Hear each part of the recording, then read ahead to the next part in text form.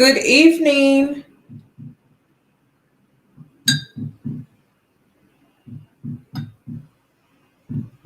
Happy New Year. Okay. Sorry, you guys. I made some coffee and I wasn't trying to spill it on myself.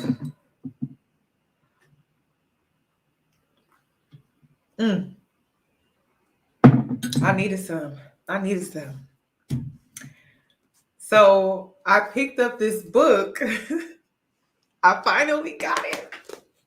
Why Men Love Bitches. And I'm going to be reading it with an open mind.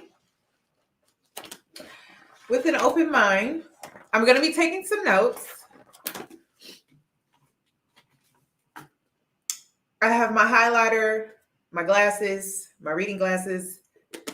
So you can expect a follow-up video. And we'll discuss. Will I like it? I'm not really sure. Will I hate it? I'm not really sure. But we'll discuss.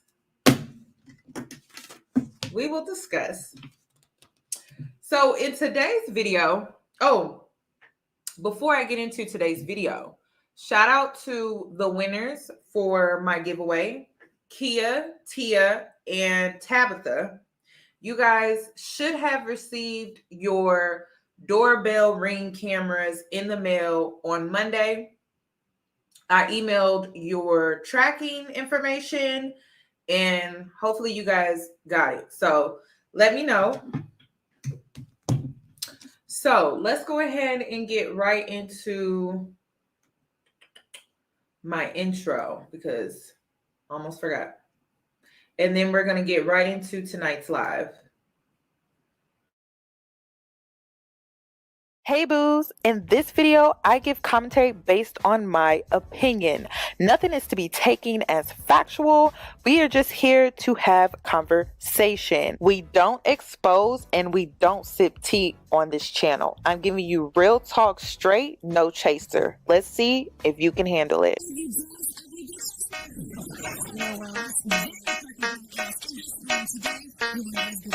Cause I'm a boss. I haven't done anything for you to be proud of. Of course you have. You are marrying a man who can support you.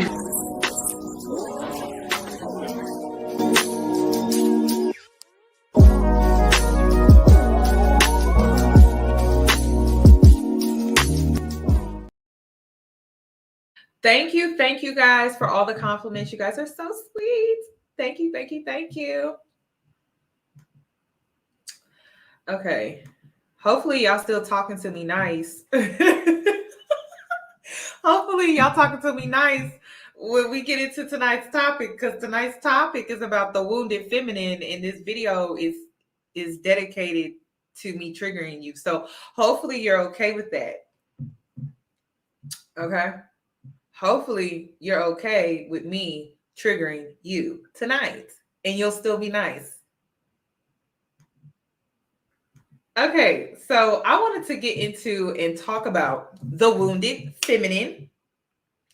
And the reason I wanted to talk about this was because a lot of us are wounded. A lot of us don't want to admit it. Or if we are willing to admit, we don't really want to dive into us being wounded, acknowledging that we are wounded, and confronting our wounds, because who really wants to do that? I mean, I don't. I mean, I didn't. But in the beginning, and mainly because of my ego, and I was in my masculine energy, which masculine energy is not toxic on a woman. It's just when you remain there with no balance, that's unhealthy. You know what I'm saying? So we are going to dive into tonight's topic about the wounded feminine because it's a new year. It's time to make some changes. Now, my saying is you either gonna shit or you just gonna have to get off the pot because you wasted everybody's time. Other people want to go. Other people need to get on the pot, and you just taking up all this time and space. You wasted my time. You wasted your time. You wasted the next girl's time. Just go ahead, get off the pot, move out the way, let the next girl go. Because we got places to be, people to see, people to meet, new people to meet. You know, we got the dating scene to explore. We got travel. We trying to get our finances together. I mean, we trying to get our lives together. You know what I mean? So let's go ahead and get into tonight's video. So tonight's video is actually brought to you by The Feminine Guide on Instagram, which I highly recommend. If you don't follow The Feminine Guide on Instagram, you need to go and follow them right now. I love her page. I love her content. Make sure you support her on her Instagram. And then also Know For Sure, which is a podcast with B. Simone and her best friend, Megan Brooks. And I wanted to take a clip that they did on an episode and talk about the wounded feminine. So let's go ahead and get right into tonight's live. Let me go ahead and pick. Ooh, we're going to get into it. We're talking about the fake feminine. We're talking about the wounded feminine. We're talking about the feminine that harms other women. So hopefully you guys stick around. Okay, so let's just go ahead and start with this clip here where she kind of discusses where women are going wrong. Now, listen, I just need to say this because I know a lot of y'all are going to pull this. It's always the woman's fault. We always getting blamed for everything. That's your trauma response. You're trauma responding in that way because you have gotten blamed for a lot of things that you didn't do. A lot of things that you probably shouldn't be taking accountability for. But we're not focusing on that right now. We could talk about that afterwards. We're just not focusing on that right now. And I can also understand where you're coming from if you do have that perspective, because it's a real perspective to have. It's your experience. So I'm not here to invalidate that. We're just not talking about that right now. Okay. So where are we going wrong within ourselves? It's a question that you should have with yourself. You really shouldn't be having it with anyone else but you, maybe a therapist. The internet don't need to know where you went wrong. We don't need to know. We really don't. So please don't comment it down in the comment section. I mean, unless you want to, but you don't have to, or in the chat box. So let's get into it. Oh, okay. So one, because we are operating oftentimes dating in our wounded, that'd be wounded feminine or wounded masculine, right? We pick up these toxic traits and then we attract and choose toxicity. So what happens is we put up this wall and we are guarded and we do not allow ourselves to fully be vulnerable, therefore helping men reach full vulnerability.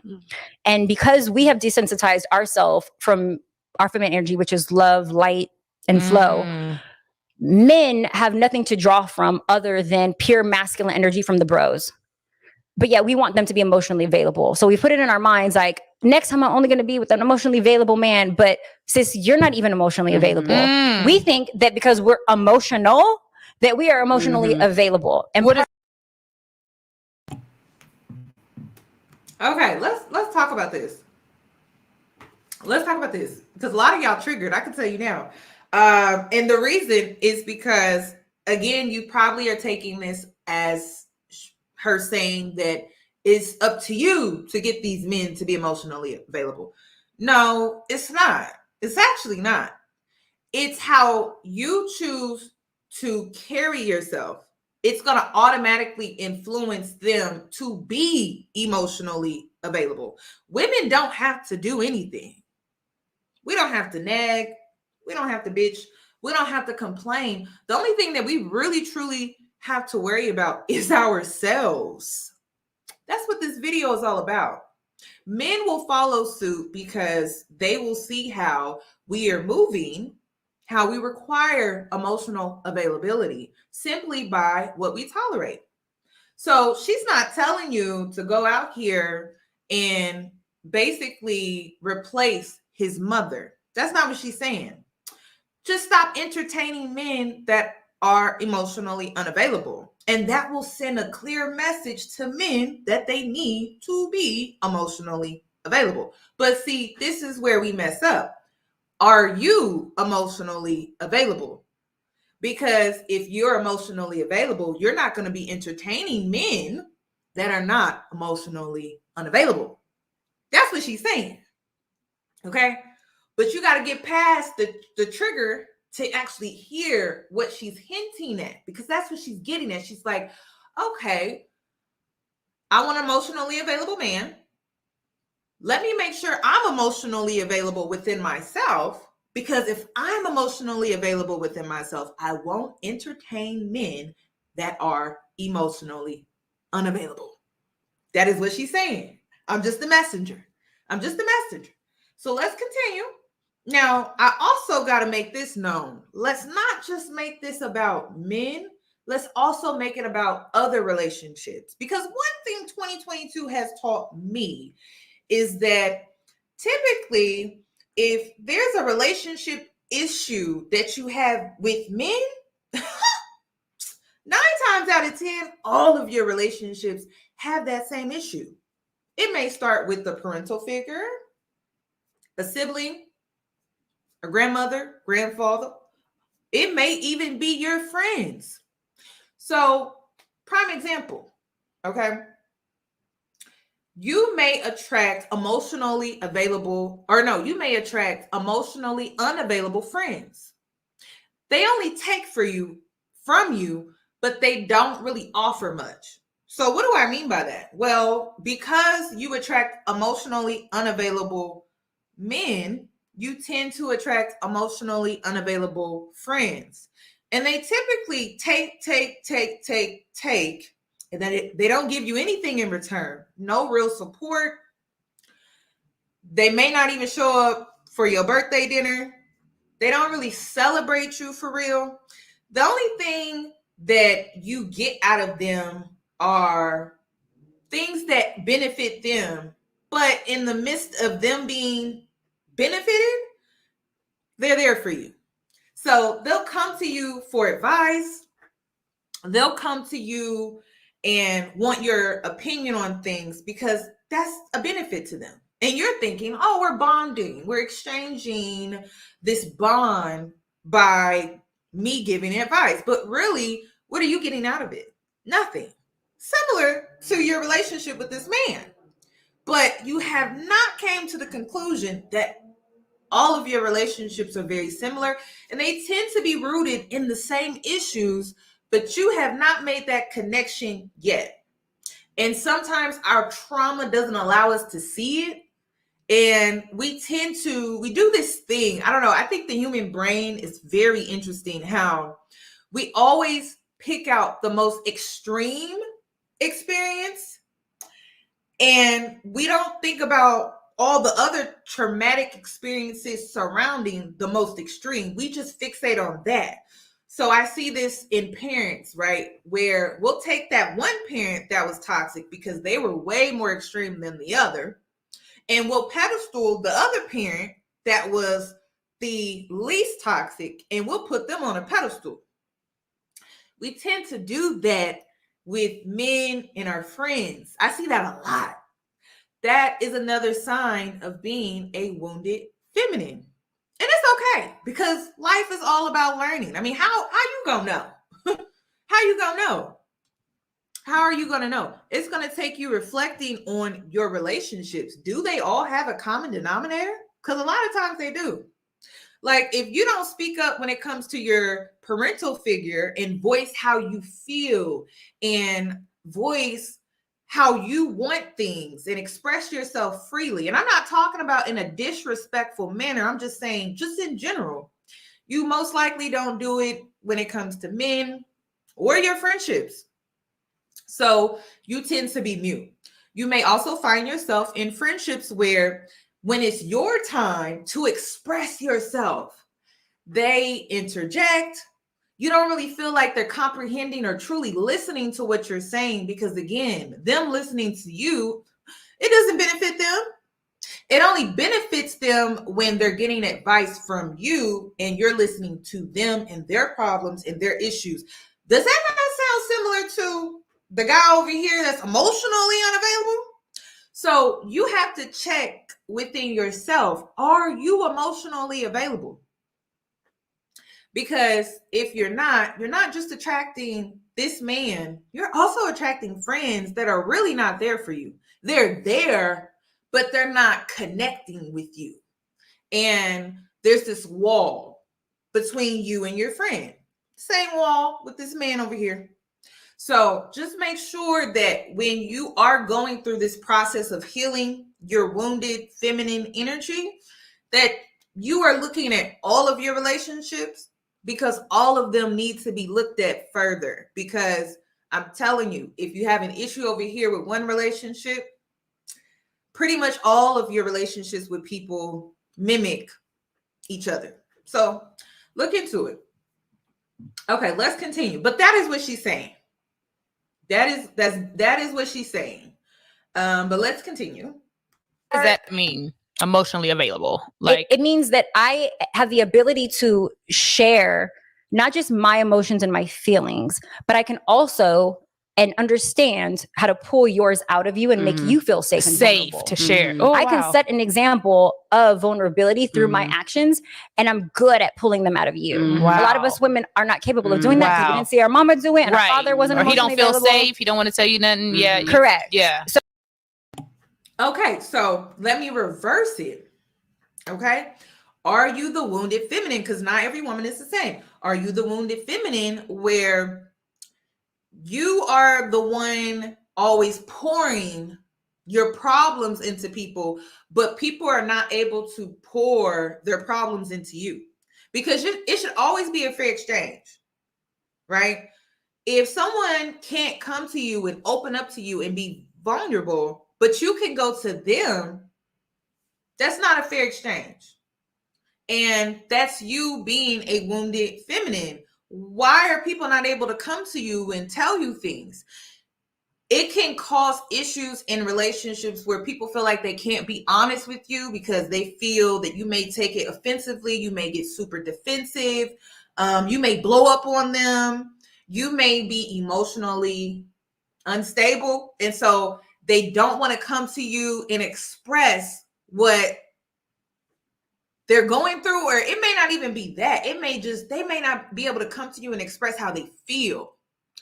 Are you the type of wounded feminine where you shut people down? You don't allow them to speak freely?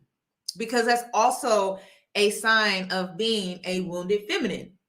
Was this behavior demonstrated to you in your childhood? Was this the type of communication that was taught to you or displayed to you in your childhood, where people didn't really speak to each other? You kind of spoke at each other and nothing was ever really resolved because it wasn't effective communication. Are you that type of wounded feminine?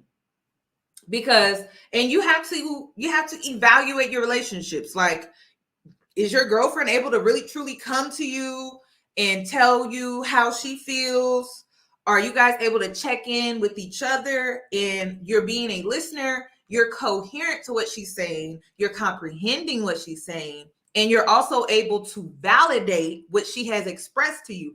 If not, that's another sign of being a wounded feminine. And it's not, you guys, it's when it comes to growth, it's not bad. Like, I don't know why people want to make this about you being a bad person. It's really not about that. It's just, you don't know until you know.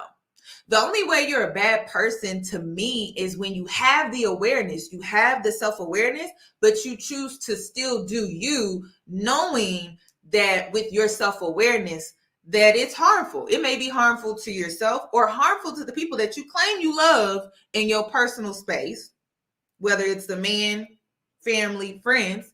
That's the only way you could technically be a bad person to me, because you intentionally know what you're doing.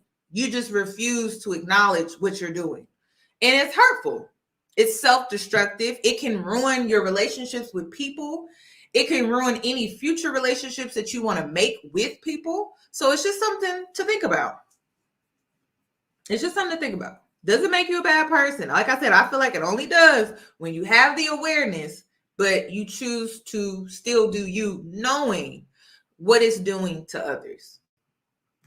So there is strategy behind what I'm saying that we have to learn as a society, because if we guard ourselves and we protect ourselves from men 24/7, who the is going to teach men how to get to this next level? And we keep wanting to put it on therapists, but who the hell you think influences men to go to therapy? Women. Like we just Right. exactly. Right. So it's like, come on, y'all. Like I understand that we want men to do it for themselves, but we've been guiding them since the beginning of the time. Adam was here. God saw that and he was like, oh yeah, this ain't good enough. I need to put a woman here because Adam don't know how to move on his own. And whether you believe the Bible or not, that's, on you, but you have to understand that like throughout history, men have needed us. And it is not our responsibility to force them to be better people. It is our responsibility to be love and light and nurturing and be our natural selves.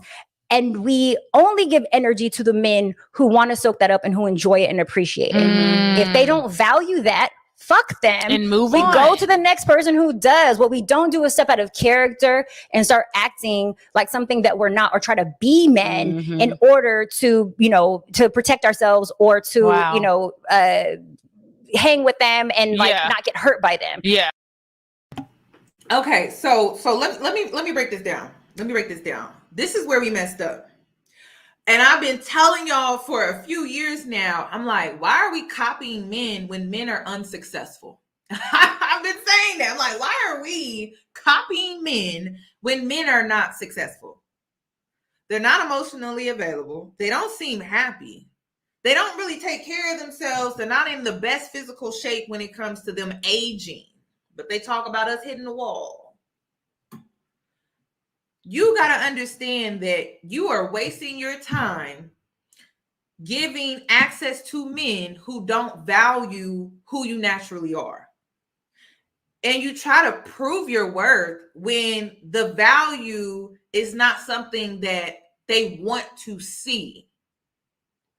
It's something that they are either blinded to due to their ego, they're blinded to due to their way of thinking, they're blinded to due to their misogyny. They don't see value in women being a nurturer, women being feminine, women being traditional, or even women that are non-traditional.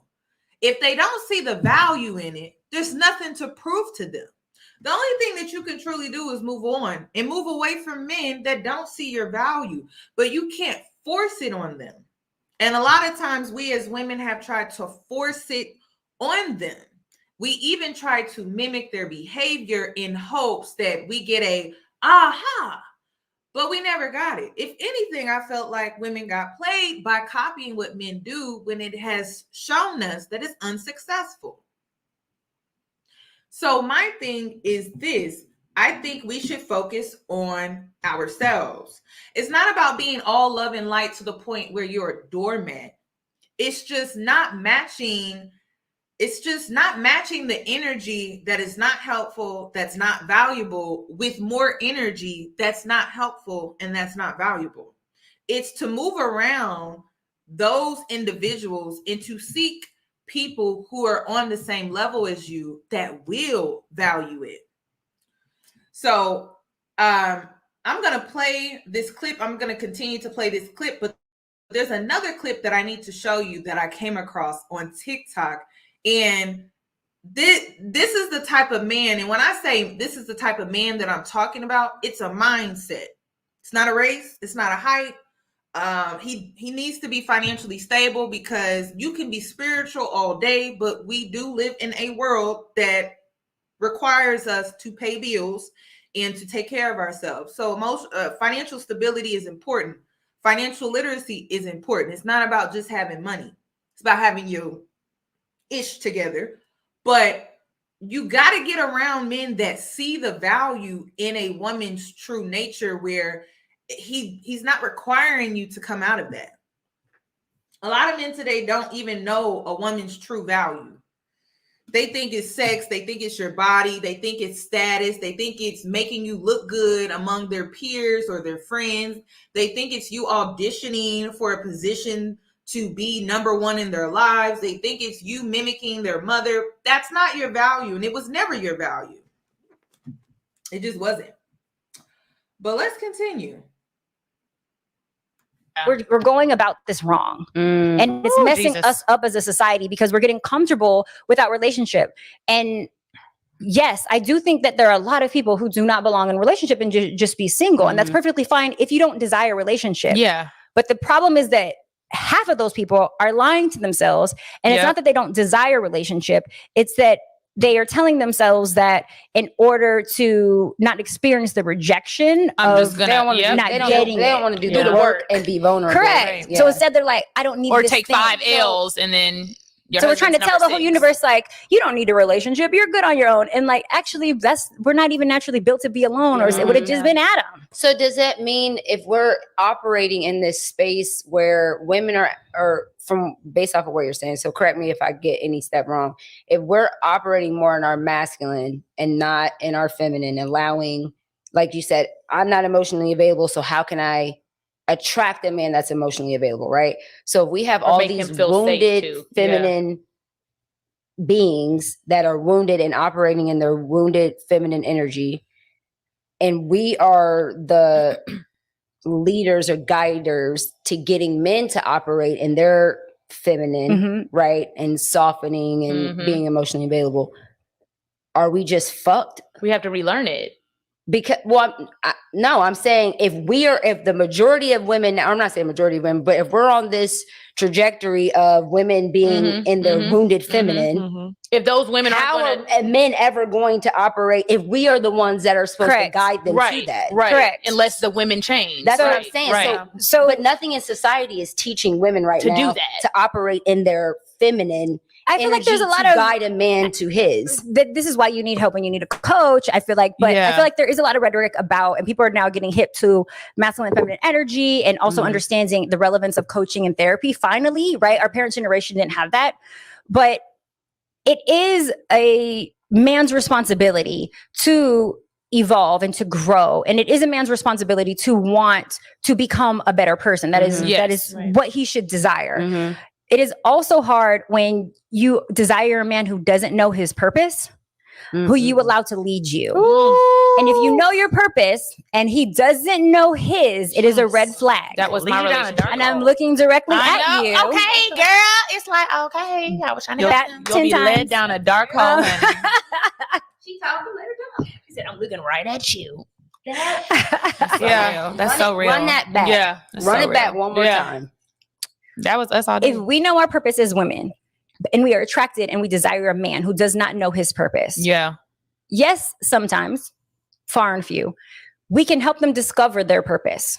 But majority of the time, because we want the man to be their leader in the relationship, he needs to know his purpose. Absolutely. He needs to know who he is, what he wants, what he has to offer, where is he going? And then that way he knows where he's directing us. If you are dating someone who does not have that, he's not a visionary and he doesn't know where he's taking you, you will overcompensate for his masculine energy and for his lack of vision. And then you will be the person leading the relationship and then be resentful towards him for not having that.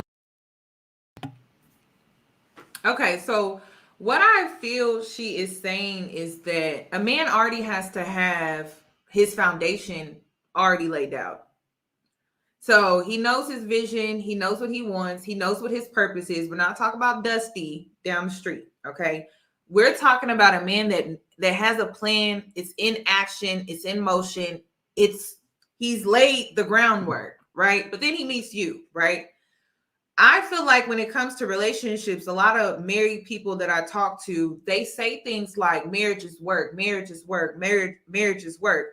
And I feel like it's because when you enter a relationship or a union, I really feel like you guys trigger each other in different ways in order to grow. But by you guys both doing that, it offers guidance. Because if you're already on purpose, he's already on purpose, you guys are triggering each other in ways to grow. Now, what do I mean by triggering each other in ways to grow? Similar to like if you had a kid, your kid would trigger some of your trauma. Relationships can trigger some of your trauma.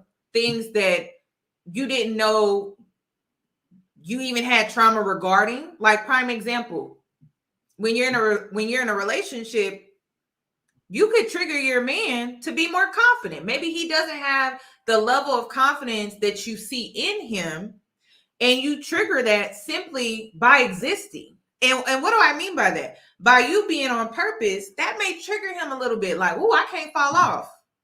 I can't fall off. My girl out here, she doing this, she doing all of this, she getting after it.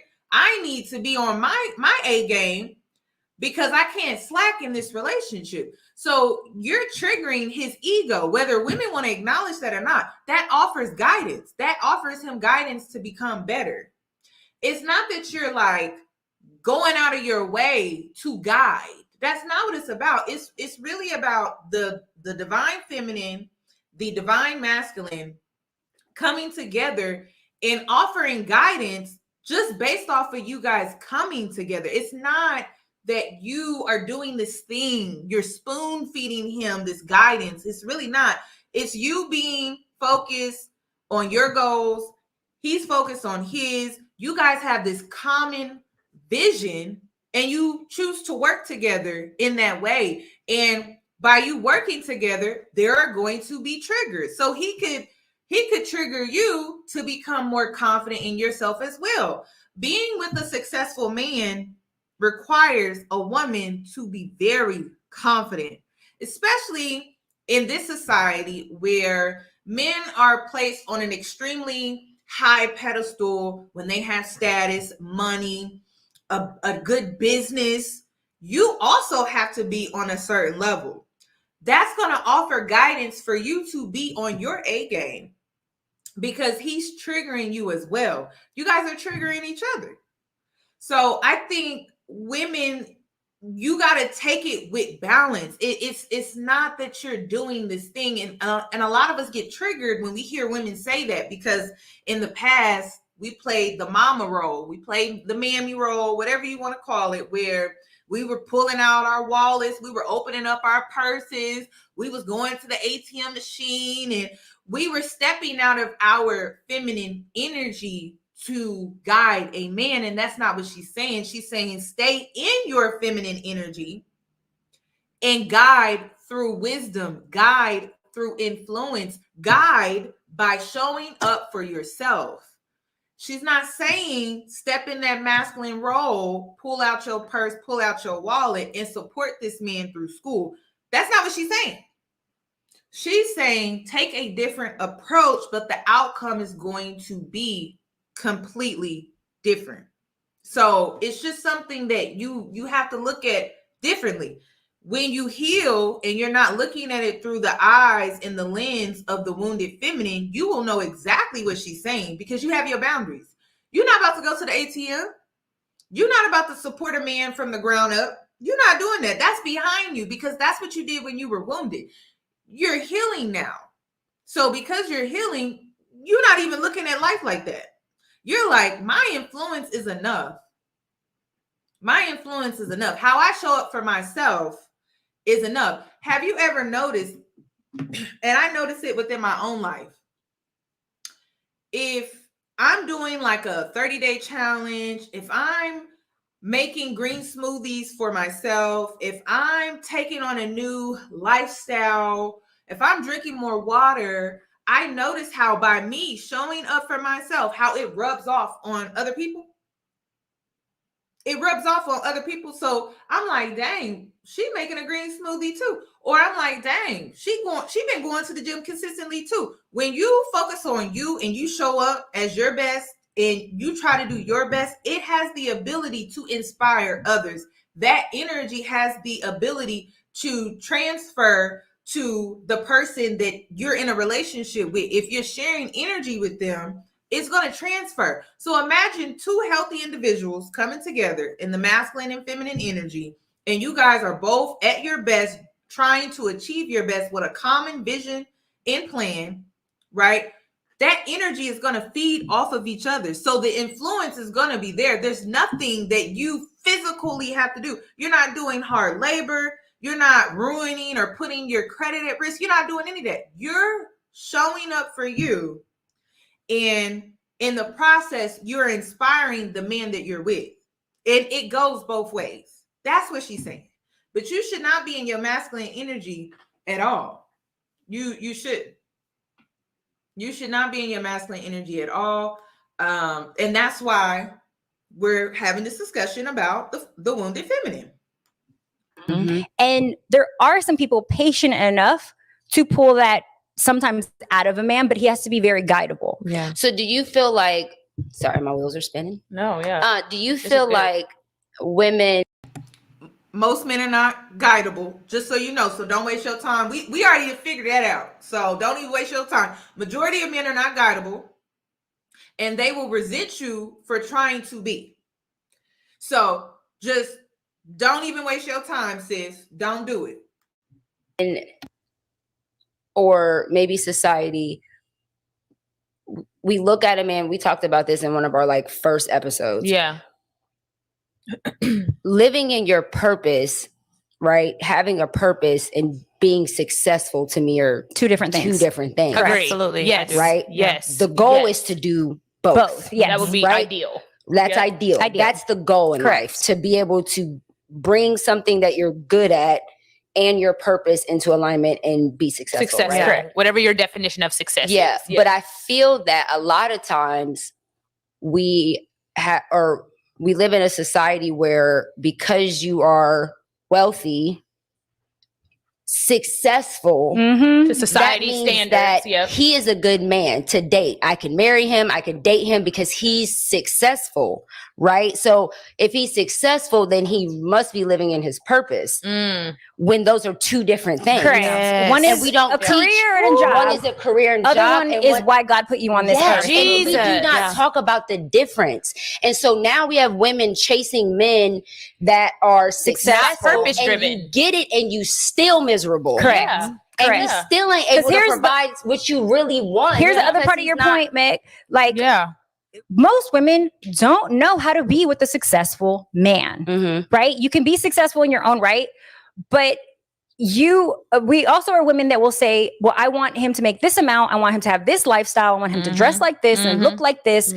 And, be driven and, climbing up the corporate ladder or entrepreneur. Mm-hmm. But I don't want him to have an ego, and I don't want to have to stroke it, and I want him to be humble, and I don't want him to talk about himself, and I want him to just like glorify me and hold me on a pedestal. It's like some of those things 24/7. just ain't gonna coexist. Girl, sweetie. you want him to be one of the most successful men in the world, but not pat himself on the back every day for it. Right. No, and with that, especially happens within our community. And when I say our community, I mean my Black side, because we speak positively about power couple, and we want Black love, and we want this extremely like successful Black man, but we. You guys, the speaker here is married. I gotta look up her name, but she is married, y'all.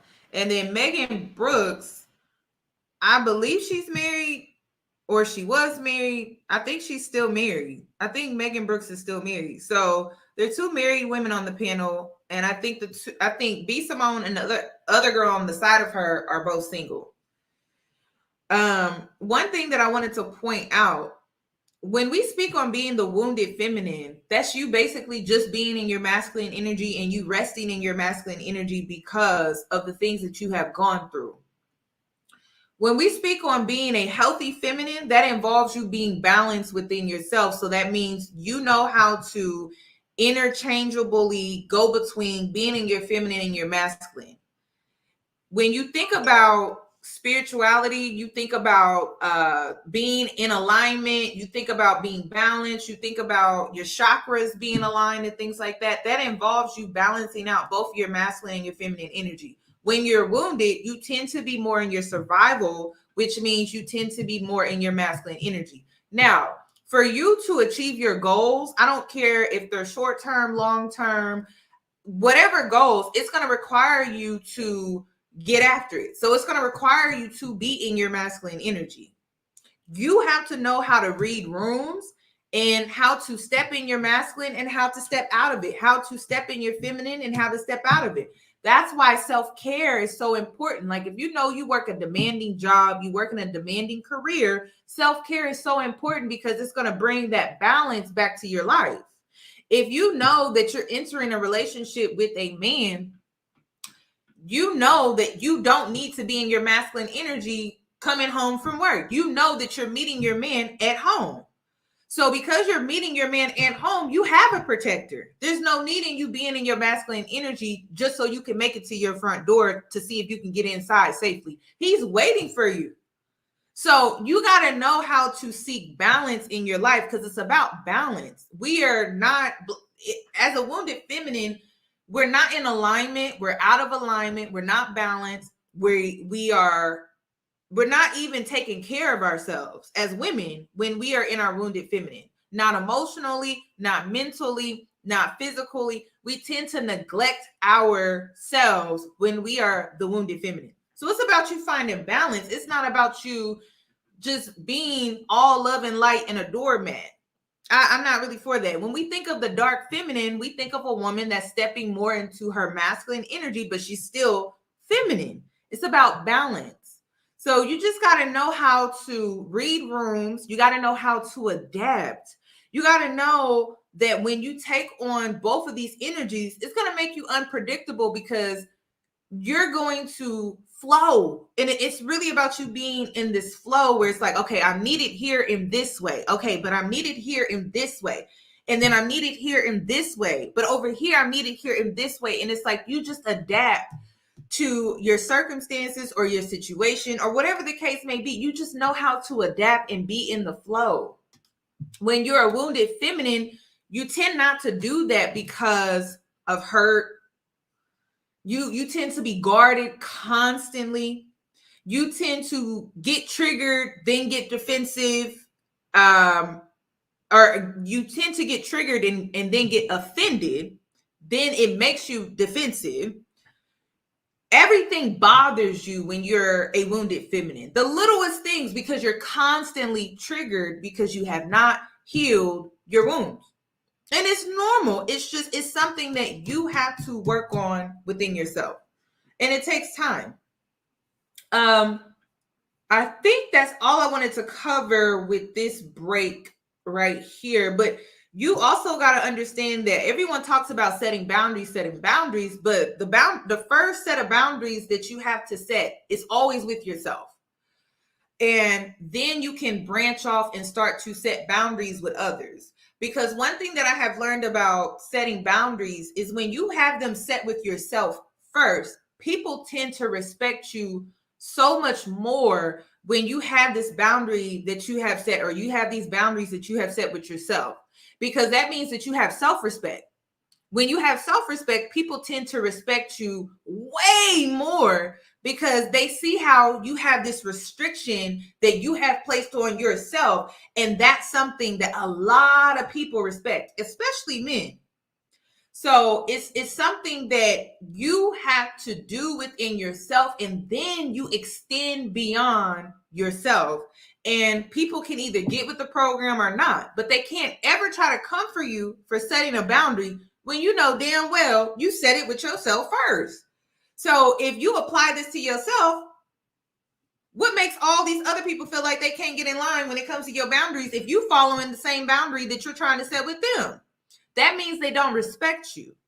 So you got to let them go, especially after you communicated. You set the boundary, they crossed it, and this is a boundary that you have with yourself, and they decided to cross the same boundary that you have with yourself. If you have the boundary that you set with yourself and you don't cross it, why they crossing it? They don't respect you.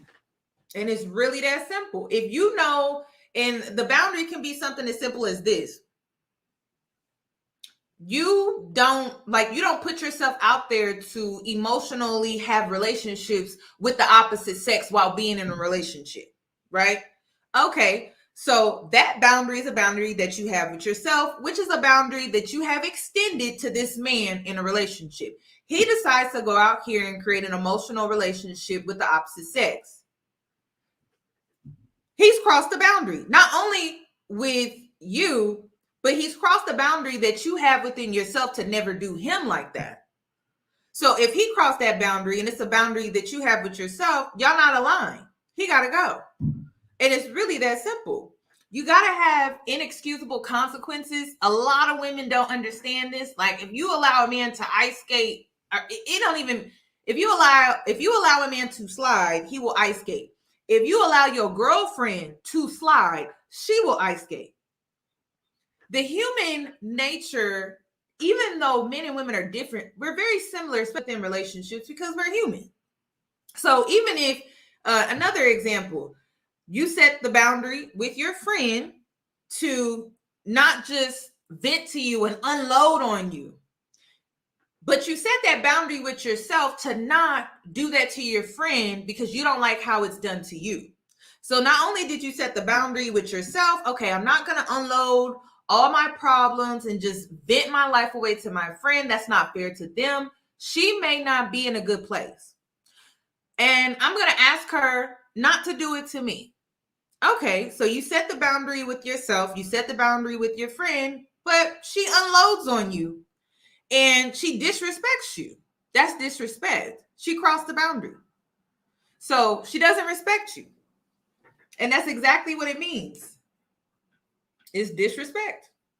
So one thing that I have learned about setting boundaries, when you tend to set them with yourself first, people have no choice but to respect it. When you live by the words that you preach, people have no choice but to respect you. And people tend to respect you far higher. They tend to put you on a higher pedestal simply because of how you put yourself on that pedestal. That's why I tell you guys all the time, if you put yourself on a pedestal, nobody will have no other choice but to put you on a pedestal as well. Because you carry yourself in that way. If you carry yourself in that way, people have no choice but to do that. Because it's like, well, she's not doing it, so I can't do her like that. So you know what that does? That raises you up here. They can't treat you like the girl that he was dealing with before because you don't even carry yourself like that. So you have boundaries. Some people, men can't call you after a certain time. Friends can't just gossip to you about any and everybody. People, and so because you have this boundary, you have elevated yourself to this level. You don't do what people try to do to you onto them. And so it's like they have no choice but to raise you up to this level and to respect it, or they know they won't have access to you. Do you not understand that is what self-respect is? And it demands respect out of others. So when you carry yourself in that way, people don't have a choice. They either get with the program or they gonna have to get lost because they just don't, y'all don't align. Y'all not on the same level. So that's how you get respect out of people. When you have the respect for yourself, that's how you get it out of others. They will not have a choice. And some people will try to test you. They'll try to call your bluff. I don't know how many men have tried to call my bluff, feel me out. They love to do the whole feel her out to see what she would be okay with, to see what she would go for. And I tell you guys all the time, set the tone in the beginning, because if you do not set the tone in the beginning with people, friends too. That's why a lot of your childhood friends, y'all be having falling out. A lot of y'all don't fell out with your high school girlfriend, college girlfriend. It's because you didn't set the boundaries in the beginning. So she looking at you like, who do you think you are? And she shouldn't react like that. She really shouldn't. But it just goes to show how little of respect she has for you, because it should be, oh, okay, my friend is setting a boundary with me, or my friend is not comfortable with me doing X, Y, Z. Let me accommodate her needs and her wants. I'm listening to her. I'm understanding her. She's communicating with me, and I value this friendship. So you know what? I'm going to respect her wishes. She's uncomfortable with me doing this. I'm going to stop. And she doesn't do it to me. So I'm going to respect her and not do it to her. But sometimes your little girlfriends, and I say little girlfriend from middle school, high school, college, a lot of them get mad at you because they feel like you doing too much. Because they're not used to you being like that. And so, you know what I tell girls like that? I hit them with the block button because we're not kids no more. See, and that's the thing. You know you're in a healthy friendship with a person from your younger years when they respect the fact that you are an adult now. You're not 15, 16, 17, 18 years old. You're not the girl in college that was drinking, 4 Locos and getting wasted every other night. You're a grown woman with bills, with real problems. They need to adapt to this adult friendship. And sometimes your friends, little girls from middle school, high school, and college, they don't adapt to the new you. They don't adapt to the adult you. They still holding you to that girl that you used to be in middle school, high school, and college. And that's not fair because when they do that, that hinders your growth. And that's why I be telling y'all, I be like, cut that girl loose. It ain't hard feelings. We just outgrown each other. I'm out. I gotta go because if I stay connected to this girl, that stunts my growth. I'm an adult now. And I should be treated as such. I should be seen as such. I'm not 15, 16 years old. And a lot of you guys are in them friendships with girls that you've been knowing for years, but it's not really helping you. It's not. It's just, it's like a comfort blanket or some training wheels. You don't want to take it away, but you need to because it's stunting your growth and you're in this friendship that mimics little girl behavior, little girl mentality. It's not giving grown woman. It's not. So it's with family too. Family can be, I don't know what's worse, family or childhood friends, but they see you the same way. They still see you as that little girl. Your parents don't respect your boundaries because they still see you as that little girl.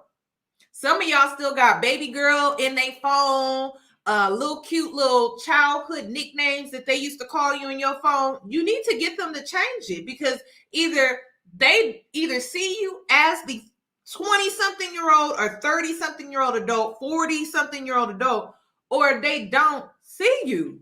They don't respect you as an adult. And that's a major problem because guess what? That feeds into your wounded feminine. It triggers it. It triggers it a lot. How are you able to heal and work on your wounded feminine if your friends and your family keep holding you to who you used to be, which is a wounded little girl, and that's not fair to you. You deserve to grow into a healthy adult that is respected as such, not to be held to who you were before. That's not fair. And then who you were before, you didn't know what you want. You didn't know what you wanted out of life. You didn't even know where you were going. You didn't even know who you were. It's not fair for them to hold you to that person. You're not that person anymore.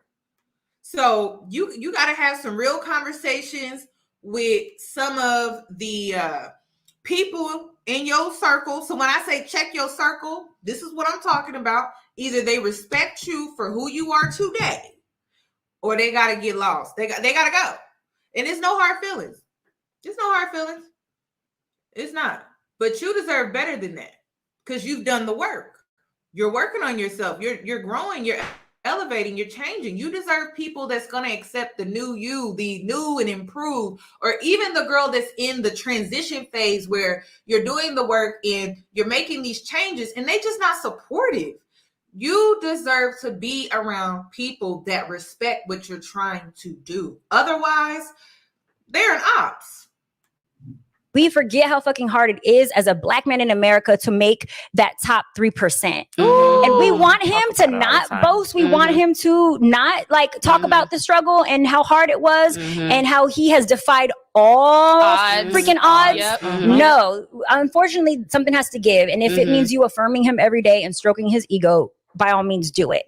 But then that also brings to this other point that I got to say. We forget that we speak about ego, and what ego is your self-image and how you view yourself. When you go against the male ego, and what that means is, say for instance, my husband, he sees himself as this brilliant intellect who is great at decision making. If I step in and I say, no, you're not. You actually forgot to do this the other day, and I don't like when you did X, Y, and Z, and you suck at da da da da da. I'm going against his ego. I'm going against who he believes himself to be. He is. Wow. Wow. I'm not going to change his mind. He's going to think I'm the stupid one. Now listen, I'm gonna be 1,000% real with you. When it comes to a Black man, lifting him up is going to require way more work out of you. I have learned in 2022 that having ego is not bad. It's the arrogance while having the ego that determines whether or not it's bad. How you choose to treat people while being confident in yourself is what makes it bad. Like, are you belittling people? I think it's important for people to think highly of themselves. I think it's important for people to have a very heightened level of self-confidence. I do feel like women should pour into any man of any race that is going to feed him and nurture him for him to be his best. So that would require you to stroke his ego. But it's the same for you in return. It's not just one-sided. See, that's the thing. Men want this from women, but are they willing to give it to women in return? You're in a healthy relationship when things are being reciprocated. So if you're bigging him up because he reached the goal, he should be a goal of his. He should be bigging you up to reach, or bigging you up because you reached a goal. It should go both ways. It should. Because when you guys leave the house, you going up against people that's not really for you. So you guys got to be solid individually and together. And that will require you to pour into your partner. But this is my thing. When it comes to a Black man, though, it's a lot of work. And I'm just going to ask you, do you want to participate in that? It's a choice. You don't have to, though. It's a choice. Do you want to participate in that? But listen, I don't believe in bigging up and feed no man's ego that's not doing shit for you. Period. I just don't. And I'm not just talking about money, bags, and cars and shoes. I'm talking about, is he feeding life into you? And that's the thing. If you're triggered, it's because you fed a man's ego. He wasn't busting a grape, and you kept pouring and pouring, and you kept treating him in the way that you wanted him to treat you, and you got played. Happens every day. No one is saying for you to do that. The energy has to be reciprocated. But y'all go in on these men, but your girlfriend the same way. She don't support you for real. Every time she comes to you with good news, you so excited, you so optimistic, you lifting her up, you feeding into her. She may even come to you and be like, oh, I don't know if I can do this. And you speaking life into her. She doing the same for you? See, y'all fixate so much on men because they trigger you more than women that in reality, neither this man or this woman is really shit. And you keep pouring into both of them and you're not getting nothing in return. I've seen it all the time. I've seen girls go to a friend's birthday dinner and it's all extravagant. Everybody's participating. She's having a lovely time. What about your birthday? She do the same for you? She show up for you? She go out for you? See, y'all love to focus on these men, but I'm telling you, if you dealt with it in a man, you dealt with it in a woman. And a lot of y'all just don't want to face the hard, cold truth. So, no, you got to start forming relationships where you can freely support people, speak life into people, and nurture people. You shouldn't feel like you can't naturally do that simply because you've gotten burned before. You have to recognize, okay, this person's not pouring into me. This person's not showing up for me. This person is not there for me. So I'm gonna stop being there for them, because the energy has to be reciprocated in all relationships, even your siblings, your cousin, anybody.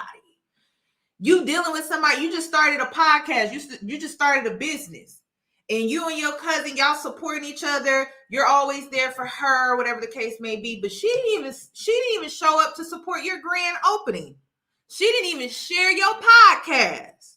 She didn't even share the content to promote your podcast on her Instagram, Facebook, YouTube. She didn't even shout you out on her Instagram story. Y'all don't keep the same energy, because, like I said, a trauma response is when you take the most extreme traumatic experience and you fixate on that and you fixate on that and you give all these other people in your life a pass. That's why you have to heal, so you can find balance and see that none of these relationships really serve you. None of them. And it's similar to your parents. Again, a lot of people tend to take the most toxic parent and fixate on that toxic parent. But then when you start to go through the healing process, and this is where it happens in therapy, your therapist telling you, oh, you have narcissistic parents. I have narcissistic parents? What? I was neglected by both of my parents. I was abandoned by both. But the whole time you was focusing on your mama because she was competing with you. You was focusing on your daddy because he abandoned you. He was never there for you. Both of your parents was really toxic. Let's be clear. So you got to do the work. You got to do the work so you're not getting played. And that's really what it's about.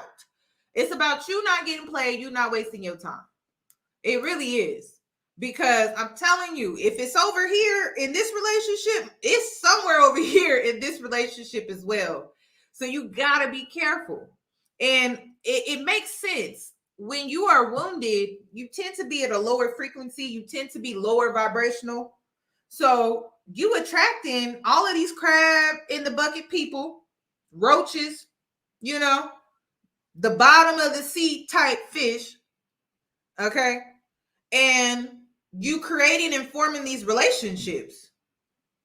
Your girlfriend, that friendship was created when you was lower vibrational. That party friend, that club friend, the friend that you was friends with before your spiritual awakening, that's who you became friends with at that time, right? So if you know that was the case, you need to be evaluating all of your friends and even some of your close relationships with family, because you were at a lower frequency. So you got to check that. You got to check that. You got to check it. You got to check your circle. You got to check your circle. If you are in a relationship with a man that you can't speak life into, you can't nurture and feed to where because what people don't understand, everyone is so egotistical these days. They're afraid to be thirsty. They're afraid to simp. They're afraid to do nice gestures because it's pick-me-sha behavior, right? Everybody's in their ego. They're afraid to love. That's why I read the book Bell Hooks. People are afraid to love because they're more in their ego than they are in their heart chakra. You got to open it up. You closed off. And so how can you let love in if you closing your heart off? But this is the thing. You got to heal so you can see how men be playing games. You can't allow everybody to really come in and sweep you off your feet that's not really seeing your value. You can't allow everybody in, but you can't close yourself completely off, because how is love supposed to find you if your heart chakra is blocked? It's not going to come in. You're going to keep attracting emotionally unavailable people, because not only will love not come in when it comes to your romantic life, but platonically, you're not going to even attract real, genuine friendships. You're going to be isolated, closed off. Nobody going to be able to come in and really love on you through friendship or romantically. So you got to do the work on yourself.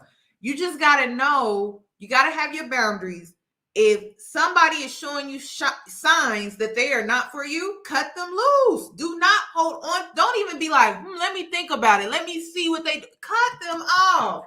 Oh my God. If I start to see, this seemed like a pattern that I've dealt with before in friendships or relationships, let me go ahead and just remove myself, because I need to get up out of here. I need to get up out of here. Like, that don't seem right. I've dealt with this before. I've dealt with this. And you'll start to see the patterns, y'all. People are not that creative, especially today. Oh, they're not that creative. We have rare occasions where it's like, oh, okay, he pulled one on you. But what people don't understand, especially when it comes to women, everybody makes fun of women getting older. But with age comes wisdom. That's what my grandmother used to tell me. She said, with age comes wisdom. And when you have wisdom, people can't bullshit you. You'll see them coming a mile away. You smell the secrets on them. You smell the games on them. That's why you got to tap in. But see, your intuition is blocked because you're wounded. So we're going to revert right back to the beginning of this video where you got to heal your wounded feminine. Because your intuition is blocked. Your senses is blocked. That's why it's important for you to heal. Women have the ability to sense. They have the ability to foresee. We have all of these abilities.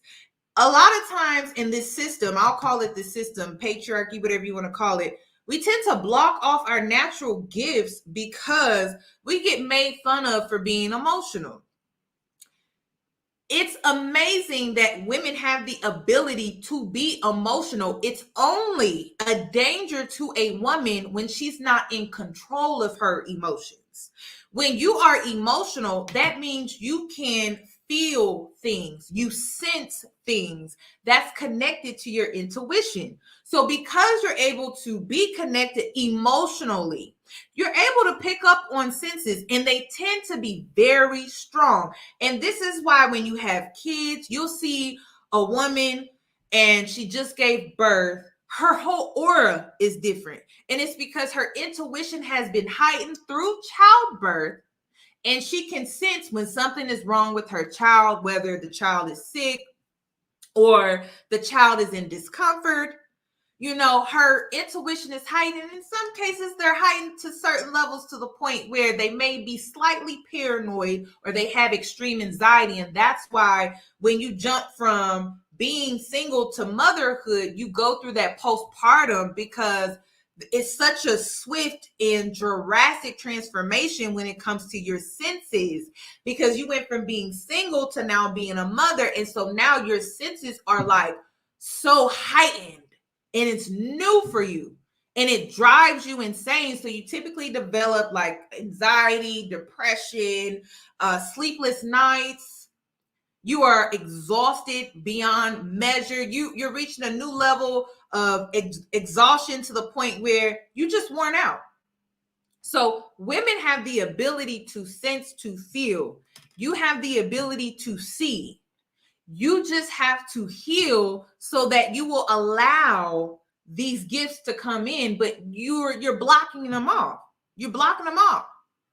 You are blocking them off. So you have to allow, you gotta allow it to come in. You gotta allow it to come in. By you being guarded, you're blocking off your senses. You're blocking off your senses. So you gotta unguard yourself. Now, what do I mean by unguarding yourself? We have taken on, because we live in this patriarchy society system, we have guarded ourselves in the ways that men do. But men, they don't have our senses. So that's what's hurting us. We have guarded ourselves in the ways that men do. Men don't really have the foresight. Do you not understand? Wars have been created because of women could foresee things that men could not, because they were picking up things with their senses. And then we decided to follow in their footsteps and block ourselves and guard ourselves and things like that in the way that men do. And we blocked our senses off, unblock them. That's why healing is important, because when you heal, you will remove the blockage so that you can sense again. You will have vision, wisdom, intuition, foresight, and you will be able to feel and see things that you were not able to do before. So this is why I've seen a lot of women who go through a healing journey, and all of a sudden they have spiritual gifts they didn't even know about. Because you were not allowing yourself to be sensitive. You were not allowing yourself to feel through your sensitivity. And so you were just blocking yourself off to all of these things that makes a woman so amazing. You blocked it all off. You blocked it out. And this is why I say don't follow in the steps of these men, because when they wounded masculine, they're unsuccessful as well. So why would you follow in their footsteps?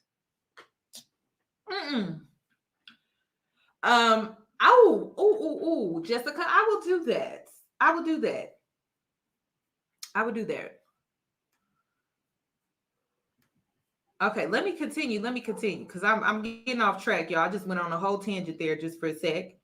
And I'm not going to get what I'm setting out to get because I just went against his whole belief system. So instead, what I'm going to do is uplift that, feed into that ego, but at the same time still identify and articulate and communicate my needs and let him know, okay, yes, you are powerful and you are king, and I also need you to pick up the baby from daycare. Like we're gonna give him a shit sandwich when we need to give constructive criticism. And what that looks like is complimenting him, telling him how great he is, asking for the request or the thing we need him to work on, and then once again reminding him how much we appreciate him and how great he is. And that's how you get and keep a powerful person, because you can't go against you're who not, they are. You can't go against that. And we as women need that as well. Like we want someone who's proud of us. We want someone who affirms and recognizes like all the struggle that we've been through and what we've had to do and all the challenges that we have, but they're going to mirror our behavior. And if we're trying to act like, that's not us and, we're going to top them and, we're become their competitor, the competition, now it's going to be a battle 24/7 with us. I'd rather have you as a teammate than an enemy. Like we're partners. All I got to do is stroke your ego and I'm going to get my way. You look so good. I love you. Yeah, for sure. I just think, I guess, for what I see where we are right now, as far as society wise, we're not chasing purpose. We're not. Anyway, we're not. You know what I'm saying? As a whole, we're not chasing the real thing, which for us we believe is the purpose, and not only in ourselves but in other people. You guys, I know you guys are getting triggered by the language. Powerful people, they do need love. They do, y'all. I mean, the most strongest people that I know don't get enough love. They don't even get enough acknowledgement. If you really think you're going to enter a relationship with another person, it could be a woman, and you don't affirm, you don't give them reassurance, why are you there? Why are you in this relationship? And it goes both ways. It does. It goes both ways. It's not one-sided. It's not. If that makes you a pick-me, that's crazy to me. That is crazy. How else do you show love? Y'all read these books, 5 love languages, but then you have an issue affirming? Why are you in the relationship? You have an issue with affirming a person's character, nature, and things like that. If you choose right, you shouldn't be hesitant to do that. It's only when things are not being reciprocated. And when things are not reciprocated, I'm going to tell you to exit stage left. But if things are being reciprocated, why are you afraid to affirm? Like, that may be his love language. You want him to affirm things for you. How are you going to make your spouse feel secure in the relationship if you're not willing to affirm things for them verbally. That's crazy. And that's what I'm saying. Too many people in their ego. Too many people in their ego. Way too many people. Way too many. And I'm tired because I'm like, damn, okay, like I get it. But when you gonna come out of your ego though? You know, like I think they want to meet you. I think people want to get to know you, but it's like if you're gonna be closed off and you're gonna be more guarded, you're gonna be more in your ego. How can anybody get close enough to you to love you? Because it goes both ways. You're blocking people off. You're not allowing people to get in. And it's not even just with men. It's friends too, because you in your ego. So it's interesting because today there was a 19-year-old girl that she messaged me. And I told her that nothing in life that is worth having isn't without risk. Love, doesn't matter who you're receiving it from, it takes you taking the risk to put yourself out there to receive it. You're not going to get it any other way. You're not going to get it guarded. And this is the thing. You're not going to get genuine love if you do not put yourself out there to receive it. If you're going to stay blocked off, closed off, isolated, you're going to be timid, you're going to walk on eggshells, you're not going to allow it to come in, you're not going to ever get it. And for you to get it, for you to receive it, it's going to require you to put yourself out there. There was a girl that I saw on TikTok. She was a Black girl. And I was very proud of her because she put herself out there to receive love. She was dating this guy and he just hit her up randomly and said, hey, I decided to move forward with another girl. And the old her would have gone out, been impulsively and emotionally irrational. She said she probably would have went drinking, got on an app, and tried to hook up and find somebody else. But she didn't do that.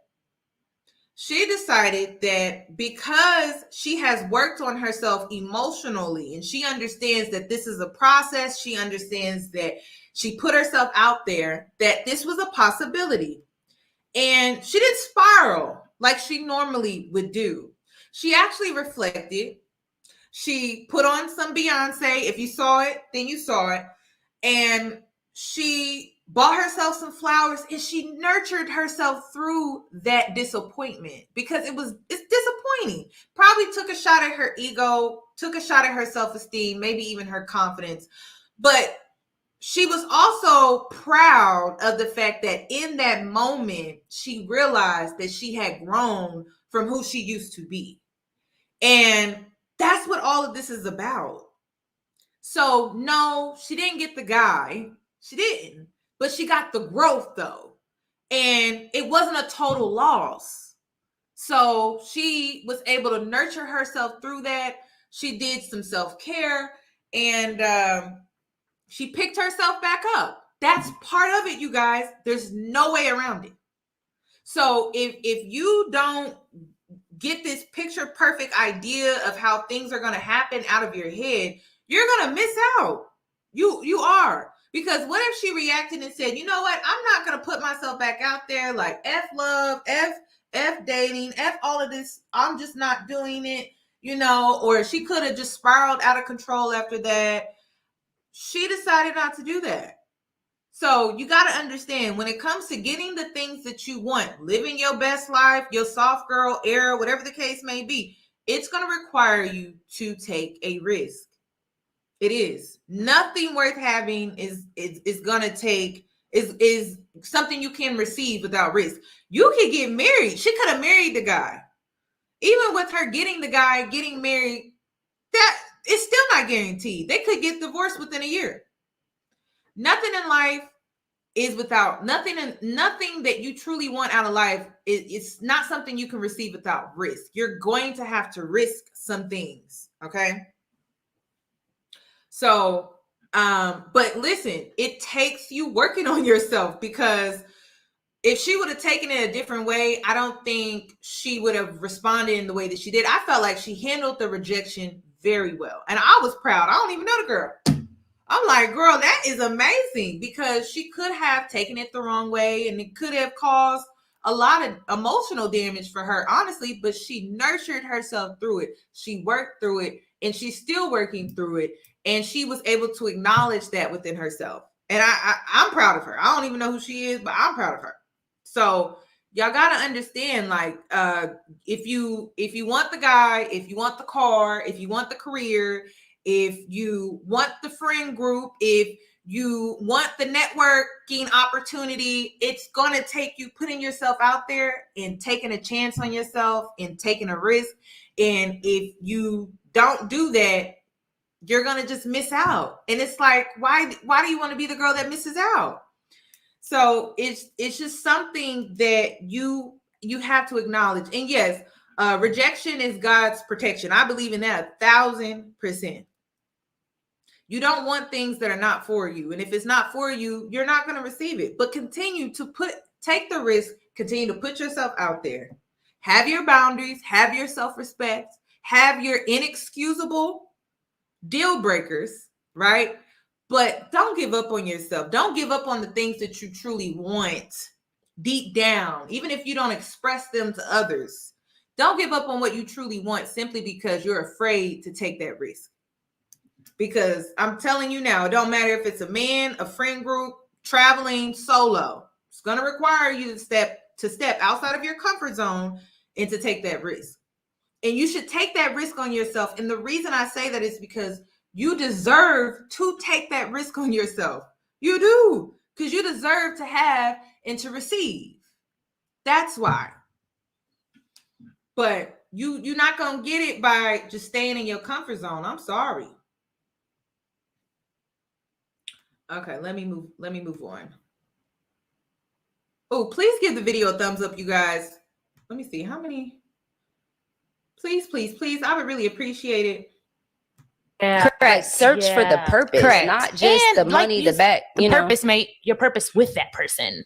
Yeah, we have our separate purpose, but when we come together, like, what are we doing? Correct. Yeah. And sorry, what were you gonna? What were you? Well, I was just gonna say, like, it's challenging because what you're asking is like, okay, what do women got to do and what do men have to do?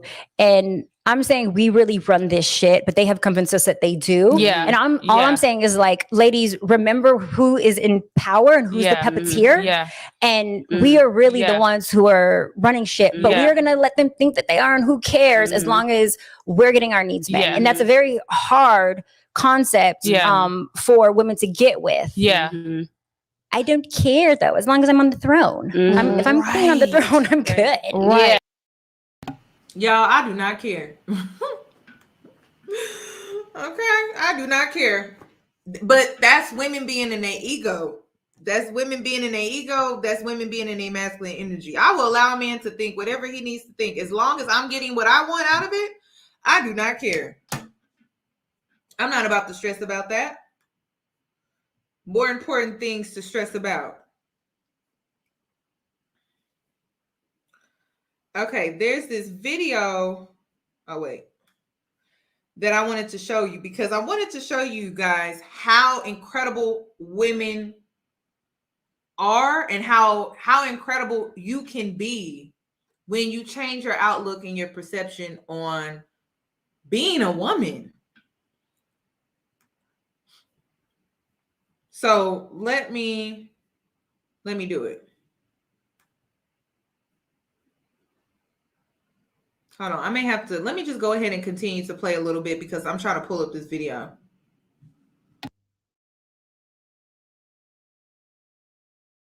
I don't need to. I don't want to be king. I don't want to wear the king crown. I am the queen, and that's good. Yeah. So we know you have a course, like the spicy course and all that. You don't take everybody, by the way. Correct. Like, she vets everybody. She only takes a certain amount of clients. If y'all want to try to get in, you go ahead and try. But I'm about to start again, so good luck. I know I'm about to be on that roster. You got VIP. You got VIP. But what would you tell, like, the KFS family, like, for women to start that journey? Yeah. So, like, the first, because like I said, if this is just an example, I was telling Spicy outside, if I'm in an argument with a guy or a dude or my boyfriend or whatever, if I had my little fairy godmother in my earpiece telling me what to do, I could do it. Mhm. I just don't know what to do In the because moment. I'm so conditioned to be toxic, to say the wrong thing, Yep. to not know what is the first step that women who want to start walking in their feminine and changing these toxic bad habits. What is like the first steps that women can do? Like if they're watching this, what's the first thing? They need to go to thespicylife.com. Look, I knew she was gonna say that. Yeah. Seriously. I'm actually very serious. Yep. Based on where you're at, we'll assess like if you need my one-on-one 90-day program, Yep. which B does. Yep. Just the class curriculum Yep. wouldn't have served you because Yep. you require a lot of attention. So the one-on-one is for the people who don't want do to me. participate in a class situation and like spread the energy. Yeah. But the class is good. It's so good. It's extremely affordable. Yeah. It's 6 weeks, but my 90-day program is like heavy and intense. Yeah. And I'm very hands-on and Yeah. like in your everyday life when it comes to the relationship. Yeah. Whereas the online program does have a guided curriculum, but it's not as hands-on because I only like touch base with you once a week in our classroom setting. Yeah. But both are freaking phenomenal because you're getting my spicy fundamentals. But one is, more affordable and the other one is a luxury service. And to what we were kind of talking about earlier, relationships, because we're starting to become a society that doesn't necessarily need partnership, to what your point was earlier, relationships have become a luxury. And if you are someone who that is still on your heart and you want a family and you want, companionship, then you need to lean into that, because telling yourself you don't want that is only going to not get it's just a lie. You're lying to yourself. It's a lie. Have to operate in a way that's going after that. And when I work with you, I hold you accountable until I pass you to him and he takes the reins. And then he becomes your accountability partner. And by he, I mean your purpose mate. Which is why I do believe we are built and need partnership. One person running the entire empire has nobody to pick them up when they're down, but also hold them accountable to making the best decisions for their life and for the family. You need that person to tell you like, this is how we do it right. Or maybe, we do go left. You need that other voice of reason. And sometimes, when we don't have that, we will seek out other resources that don't necessarily serve us. And y'all, I'm telling y'all, it's work. She'd be like, did you do? I'd be like, I did not. She was like, don't call me until it's done. I don't want to hear shit else about nothing. It's a lot of homework. It's a curriculum. There's actually exercises that I really get to learn yourself and just like questions about you. I do an assessment. I'd be like, I don't even know who I am. Like you can't even answer the questions and you have to sit and it's so dope. It's really dope. But like, had you had me during that time, like there would have been some things that I would have been screening and I would have had a chance to meet him. But sometimes things do slip, the subtleties sometimes do slip through the cracks. Like there are things that were like, that's a red flag. That's a red flag. But I also will know that you want to stay with that person regardless. And I'm still going to be here for you when you hit bottom and pick you back up. And sometimes you just need me, sometimes even for that, because you're falling or you're out of control, right? And I don't believe in falling in love. You fell in love. That is when you jump out of a plane without a parachute and you're like, he's going to catch me. I don't know where I'm going, but I'm going to land somewhere. I believe in rising in love where it's he took a step, then I took a step. He took a step, then I took a step. And that's how I hold you accountable to, okay, I see what you're doing and what he's doing. And this is how we're able to make sure that we are taking the proper actions and steps in order for full trust to exist. I love that. That would have been interesting during just during the process. Like, what do you think about this? And there's no way that I would have told you invest in him. Girl, don't be putting my business. What you? Woo? She was like, no, that's why I looked at her and said it. I was like, ooh, don't put me out there. We already talked about that. Now you owe me a little bit of bread. Get back. God got me. Idiot. Because sometimes we're doing stuff because we're like, ooh, if I do this, it's going to prove, or it's going to make him love me more. And if I do this, he will see my worth and my value and why I belong in his life. And you guys, I'm reading the chat. Listen, if you want to know the secret is to heal. Period. And it's not just to heal, it's to master it. That's it. And you can heal yourself because you are born a nurturer. You don't need a class. You don't even need my mentorship. If you want my guidance, I can offer it. But at the end of the day, I'm offering guidance. I can't spoon feed you the process. You actually have to go through the process. So you got to understand that you really don't need a class. You just need to do it. And what does that look like? I tell you guys all the time, healing is sitting in solitude. It's sitting in silence with yourself, without distractions, without addictions. Ooh, it's sitting with yourself. And it may be you confronting your addictions. Addictions can be food, drinking, partying, men, sexual escapes that you use, and things. It's you sitting with yourself in silence.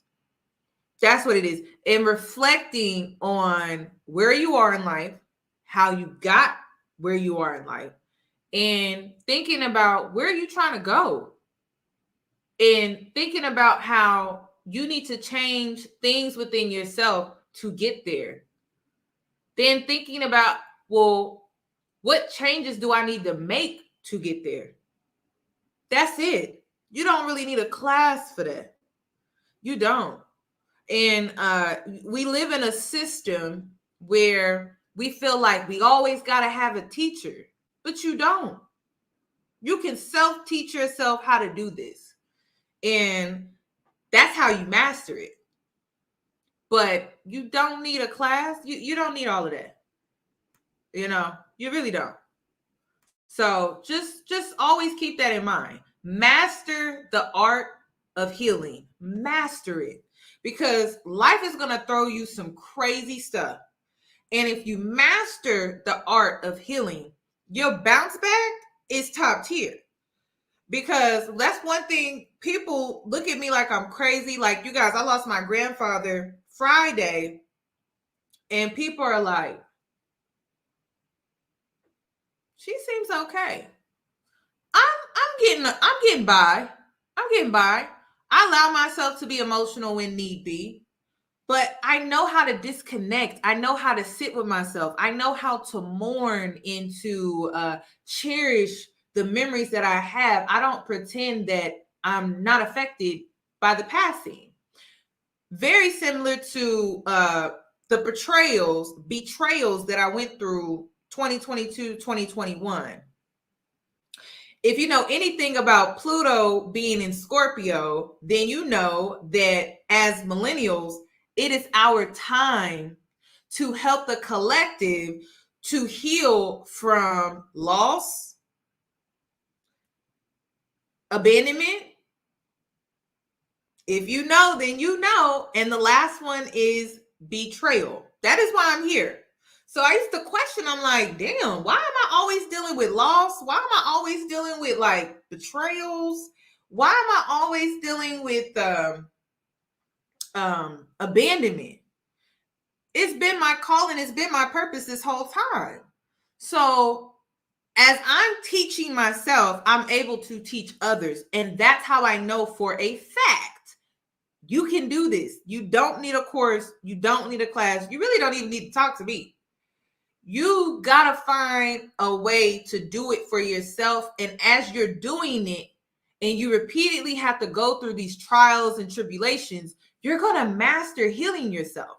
And then you may be able to go out here and teach other people because you did it for yourself first. So you have to understand what that looks like for you. And you may even, and that's the thing about women and why we are so beautiful. Our creativity is beyond our wombs. It extends to practicing different things, going about it a different way, creating culture, creating special and unique ways of doing things and getting things done. It's not just, oh, we birth man and that's our worth. No, our creativity goes far beyond creating human life. So when it comes to your healing, take the creative approach. Find your own way. But you have to understand that mastering it is an asset and it will always be an asset to your life. So when you do decide to do this, do it and grow within your healing because it's going to benefit you. So it doesn't matter. And like I said, nothing in life is guaranteed. So like the girl getting rejected, she was able to heal herself through that. Her bounce back was way faster than the old her because she had done the healing and she's mastering it. So when she was rejected, she came home, she bought herself a fresh set of flowers. She danced to Beyonce because that made her happy. That was healing for her, dancing and releasing this emotion and this disappointment from her body. That was her healing process. That's not my healing process. But it was interesting and unique to see this woman take on this healing process because it gave me inspiration on my own healing process. It was completely different. So take your own unique approach, master healing, and it will add so much value to your life. And your bounce back is so much faster than when you didn't even know where to begin in the beginning. And to the girls that are starting, we all started where you started. So you trying to figure out, well, I don't know what to do. I don't know what to do. That's great because that's where we all started. It's like being a freshman in high school or college all over again. You try to find your way to the library and you get lost. It's normal. It's part of it. You always have to start somewhere. There's a starting point, and then you graduate, you elevate, you level up, and you'll look back on your freshman healing, right? And you laugh like, oh my God, I was freaking out for no reason. Oh my gosh. So you got to master it. When you master healing, you have the ability to master yourself. You have the ability to even master others because psychologically you start to see patterns in other people, and you may even start to see cycles that you may put yourself in or you may be put in due to life circumstances and things like that. You'll start to see a lot, and you'll start to see the world completely different. But thank you guys for the condolences. If anyone else has lost someone, I didn't mean to trigger you guys. Okay. But I send my condolences to you as well. Okay, is she done? Is she done talking? Sometimes that's not even necessary. Like, that wasn't the next step that we should have taken. But we are going to work on our healing and forgiveness journey. Yeah. Can I also just add, you can tell me this is not, I'm not giving advice. Again, that is the expert. I'm just off my own experience. I feel like for people like me who are extremists, I'm an extremist. It's either this or this. Same. It's either that or that. I'm very extreme. I go from one thing to the next. And what I've learned through my own journey and my own process is that, like, when I was before I got married, I was in a relationship. And when I broke up with him, I shortly started dating my husband. And they were polar opposites. That is a red flag now to myself. That is a red flag to me. Why did I go from this to this? I mean, when I say like a drastic polar opposites, to me, that should have been like, you ain't ready to be in a relationship because that is way too drastic. You just ran towards everything that he wasn't. And I ran to that because that hurt me. And I don't want to do that. I don't want none of that. So I have to be, I must have to be with somebody that's completely opposite. So I say that for people who are like me and extremists, it doesn't mean it has to be completely opposite because there was something about that. There were things about that person. Yeah. But you just, like you said, you don't just stop opening the doors, keep opening the doors until it all aligns.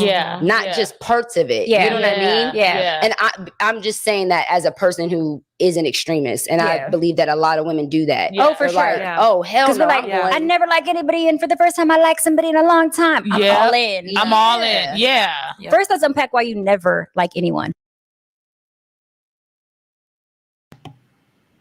I be telling y'all, don't be jumping from one extreme to the next. I be telling y'all, don't be jumping because that's gonna burn you real quick. That's why I say take the healing approach, because then you'll have more clarity. When you jump from one extreme to the next, it's really a recipe for a disaster. I've seen so many women do that. Please don't do that.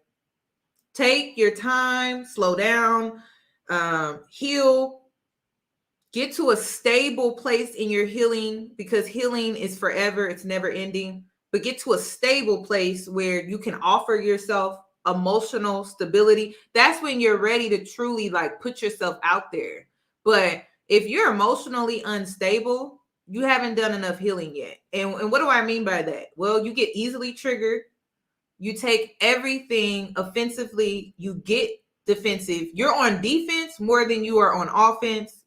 Those are just some signs that you need to do some more healing in solitude.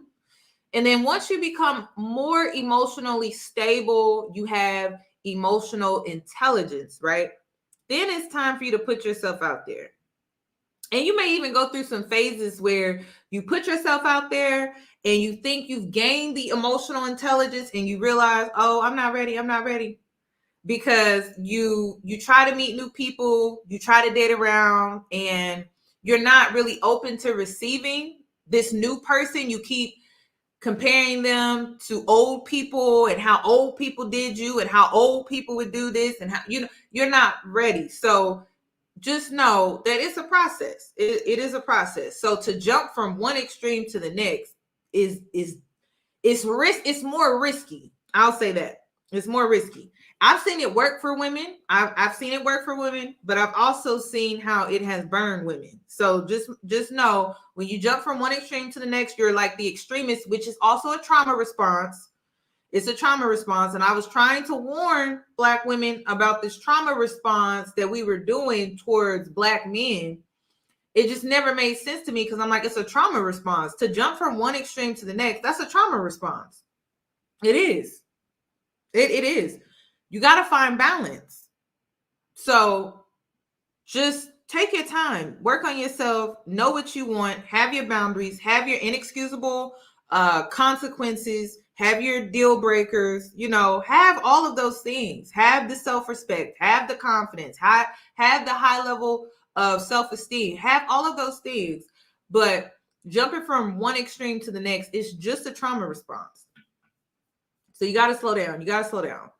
Okay, so I wanted to also talk about how Black women harm or have the ability to harm other Black women. It's a conversation that we need to start having.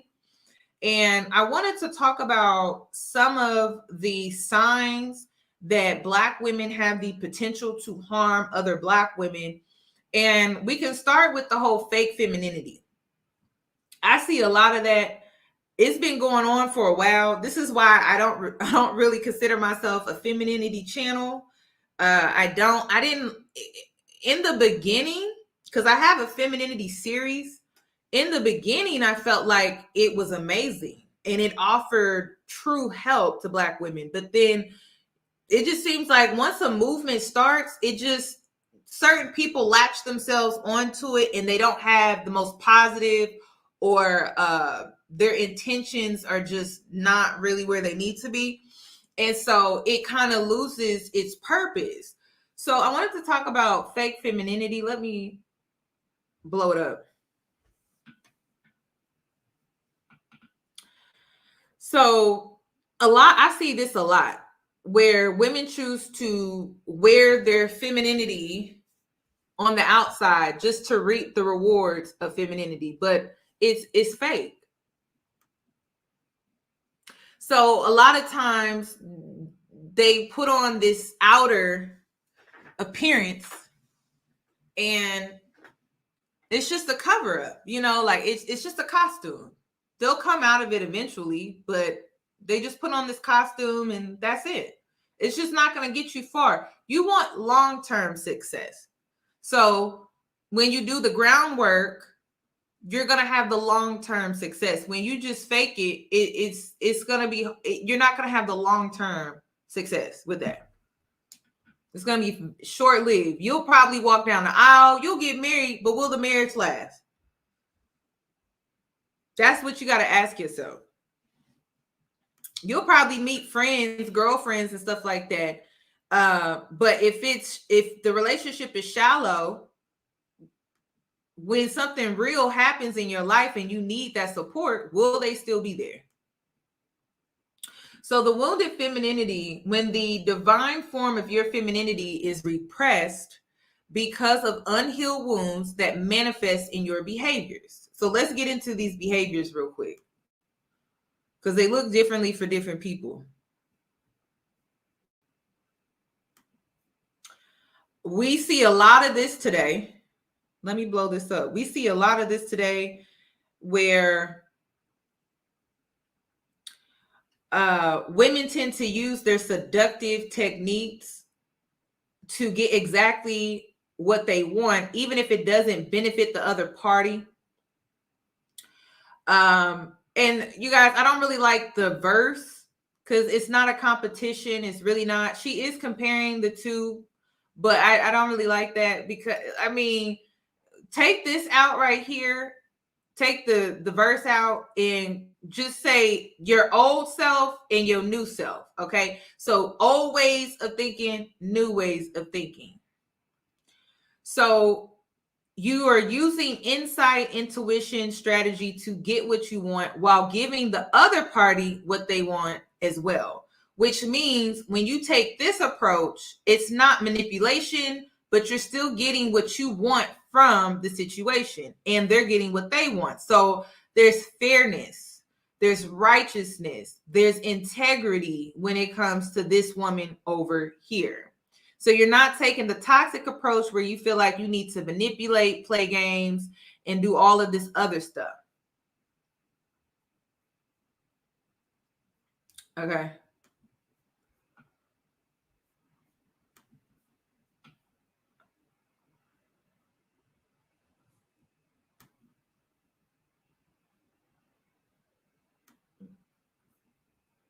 And you guys, the illustrations, like what the girls are wearing, I wouldn't I wouldn't pay too much attention to that either, because at the end of the day, when it comes to true femininity, you groom yourself in the way that you feel you're most confident. I always tell women that don't ever put nothing on your body where you don't feel confident. If you're not going to feel confident in it, don't wear it. Always present yourself in a way where you are going to feel your most confident. Okay. Again, your old femininity self pretending to like someone by using their social techniques to gain their favor, but not being authentic with these strategies. So basically, you just pretending. I see this a lot, y'all. In Houston, oh, I see this a lot. Oh my gosh. I see this a lot. I see this a lot. That's why you got to vet these women just as much as you vet these men, because some of these women can be a trip. They just want you there for photos, to make their social group look more aesthetically pleasing. And it's giving, oh, we have money, we have our stuff together, and we just need to post this to social media because it's giving that. And that's not you being in a authentic social group. It's just not. So you really don't want that. And then the new femininity version of yourself is using charm and psychology. I tell y'all to use psychology all the time, because when you use psychology, you're able to read and adapt. Using my charm and psychology techniques to connect with others where you can add value to their life and vice versa, which is important. So it's, you know how you see how some women are out here and they don't know how to read rooms, they don't know how to read dress codes, they don't know how to behave in certain spaces and environments that require them to be differently. They tend to carry themselves the same in every environment, and it's not giving leveled up. Okay, it's giving, I lack maturity, I lack self-awareness, and I don't know how to move in different environments. You should definitely know how to move and maneuver through different environments in ways that 1,000% benefit you at all times. If not, you're not seen as an asset. A lot of people probably don't want to hang out with you. You probably don't get invited places. I've seen this one girl, y'all, this is a real life story, where we were going to this really nice restaurant and she didn't get invited. She didn't get invited. Girls will exclude you from the invitation, the birthday dinner, the celebration, and you want to get in these rooms because they have certain caliber of people in there where you can network, so you can get opportunities. So you want to be seen as an asset. You want to be seen as a woman that knows how to carry herself in just about any room or environment, because then more opportunities and doors will be open to you. So if you don't know how to adapt, you don't know how to follow dress codes, you don't know how to act and have manners, girl, there are a lot of women out here that don't have manners. Girl, yes, ma'am, no, ma'am. I don't play about that. That's how I was raised. Yes, ma'am, no, ma'am. Thank you. I appreciate that. Thank you so much.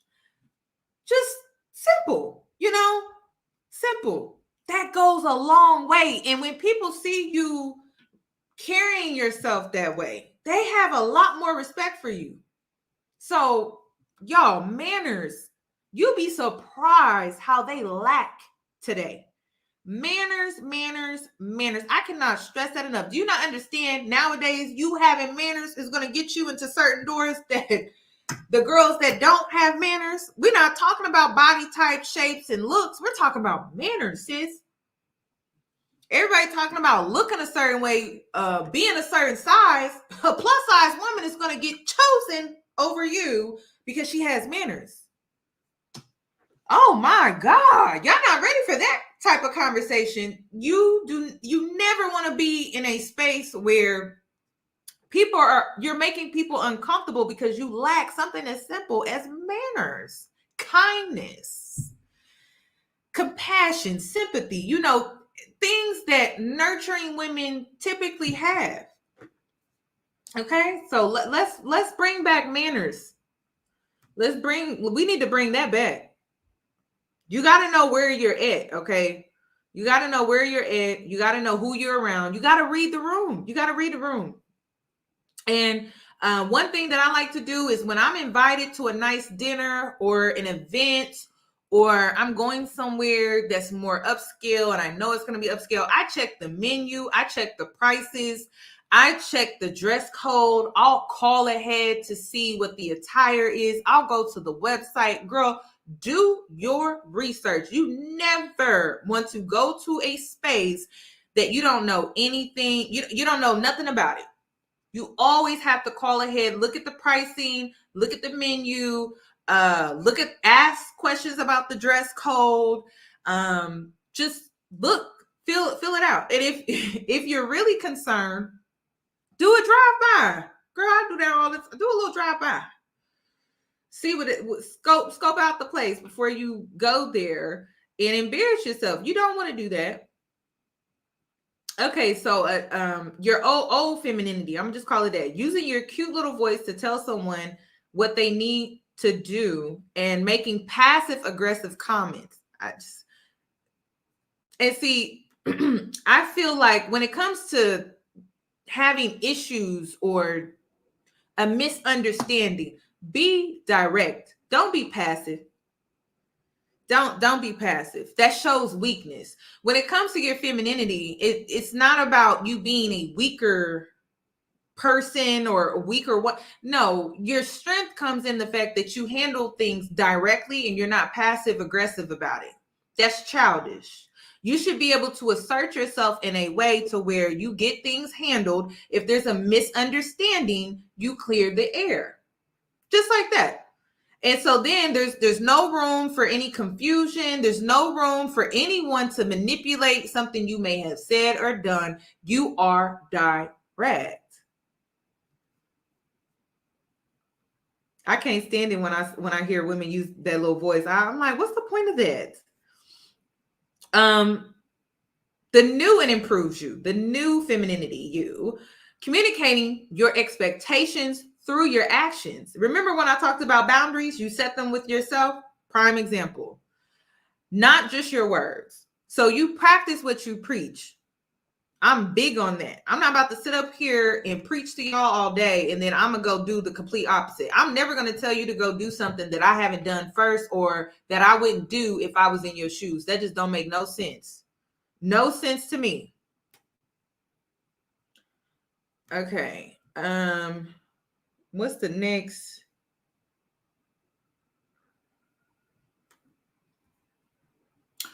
Okay, so the old femininity is where you decided to take the more materialistic approach where you only wear heels, tight dresses, despite how uncomfortable they make you feel.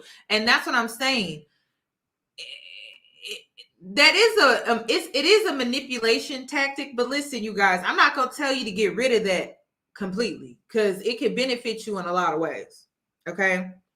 It's just, you got to have balance. You got to know when you need to be seductive and you need to bring that heat. You know what I mean? To the girls that get it, you get it.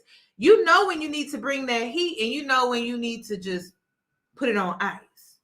You know what I mean? Put it on ice. You don't have to stay on ice. You just put it on ice. Just put it on ice. Just for the night, you know? But when it's time to bring that heat, you know how to bring that heat and you know how to apply that pressure. You get what I'm saying? Okay, so it's about balance. It's about balance. You don't got to be in skin tight 24/7. The new femininity, discovering the most beautiful and healthy, refined image of yourself. So basically, I feel like that's basically saying find balance. Just find balance. That's it. Find balance. Find balance. And don't forget to put on what you feel confident in. You're not going to enjoy your time out or your time socializing, networking, dating if you don't feel confident in what you have on. The old femininity, presenting a choice, but really there is only one option. That is manipulation, you guys. So I see this a lot. Presenting a choice, but really there is only one option. So women are the most creative people I have ever met. So there are multiple ways to do things, and manipulation is such an easy cop-out that men have done for decades. That's why they got so much karma. So because women are creative, you are able to do the new and improved femininity approach, not making force your driving power. You don't force. If something doesn't serve you, you just simply walk away. You don't try to manipulate your way into getting people to do what you want them to do. You just leave them alone. You meet people, right? And if they're not on what you're trying to be on, you leave them exactly where you met them. And it's no hard feelings. None. That's not forcing it, you know? And some people will come running after you because they see like, okay, so she's not going to force me to be this. She's not going to force me to do this. She said what she said and I wasn't going for it, so she left me. It's really that simple. So you don't have to manipulate. You just leave people where they at. Okay, what's the last one? You guys, again, this is the Instagram. Check it out on Instagram. The Fem Guide on Instagram. The Fem Guide on Instagram. Oh, a lot of y'all not ready for this. So the old feminine approach is being nice to appease people and setting loose boundaries. We don't do that. Okay, that's people pleasing. The new approach is having genuine compassion for others, kindness, not niceness, because sometimes you can't always be nice. Even when you're not being nice, you still have compassion and kindness. You're just about business, okay? So having a genuine compassion for others, kindness, while only giving energy to those who respect your boundaries. So that means you're not going to be nice to people. You're not going to be nice to people that are not respecting your boundaries. You're going to be assertive. Yeah. You're going to come down with the hammer, sis. That's when you need to start checking some people. Out of love, though. You're not doing it out of anger. You're not doing it out of bitterness. You're checking people out of love, out of self-love, because you have that much respect for yourself. That's what it's about. You're not doing it out of spite. You're not doing it because you're being passive aggressive. You're not doing it because you're angry. You're not doing it because you got the revengeful spirit. You're doing it out of self-love always. When you do things out of love, only good karma can come from that. You know what I'm saying? When you try to be spiteful, you try to seek revenge, you take on that revengeful spirit, that energy has the ability to come back and bite you. But when you assert yourself out of love, self-love, only good things can come from that, like respect from others. So just remember, don't be a doormat. You do not have to be people-pleasing. All right.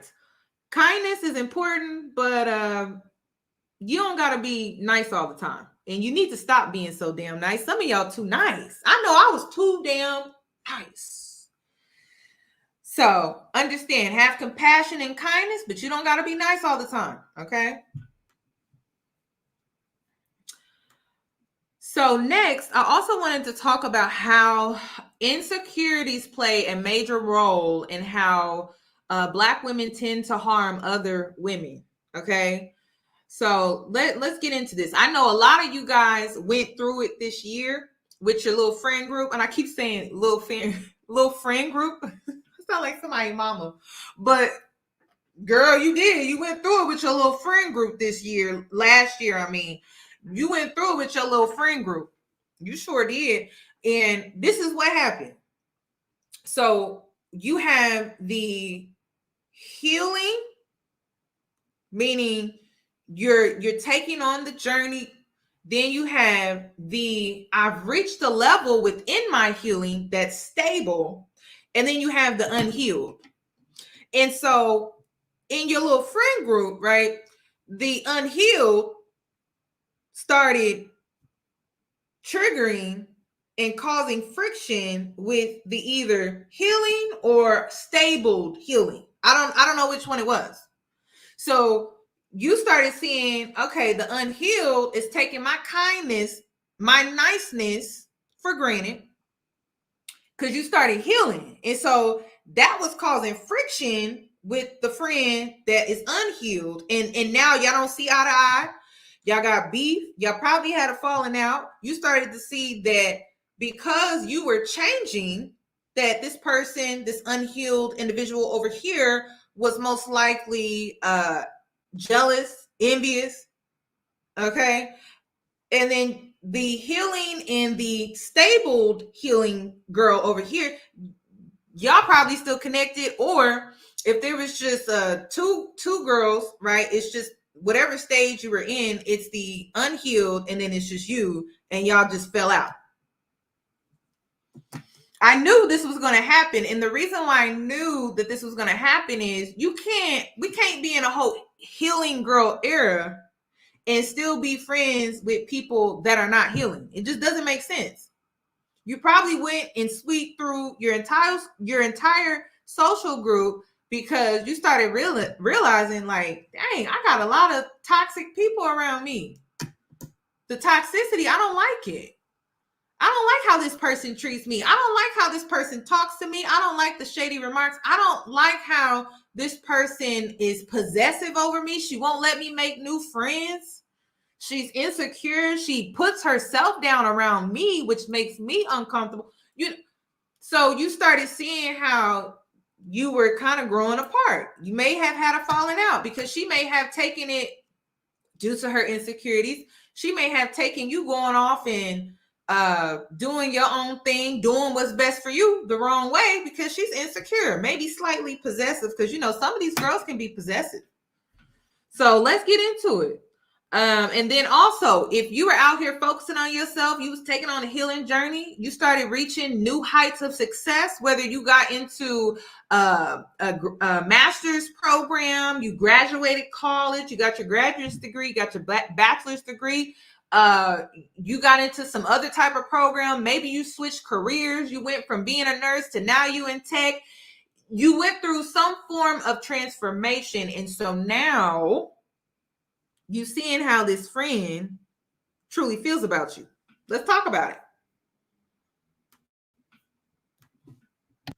Hey, it's Nika Johnson, Budget to Success. Here's another episode of Navigating Success. I did not know when I prayed for success that it was going to bring out my enemies that was once a friend. I did not know that the people that will be closest to you be the ones that's insecure. Yes, they're insecure the way you dress, the way you talk, the amount of money you make, your family, your livelihood, everything about you. They could be personally insecure because of their own low self-esteem or personal doubt that they may have.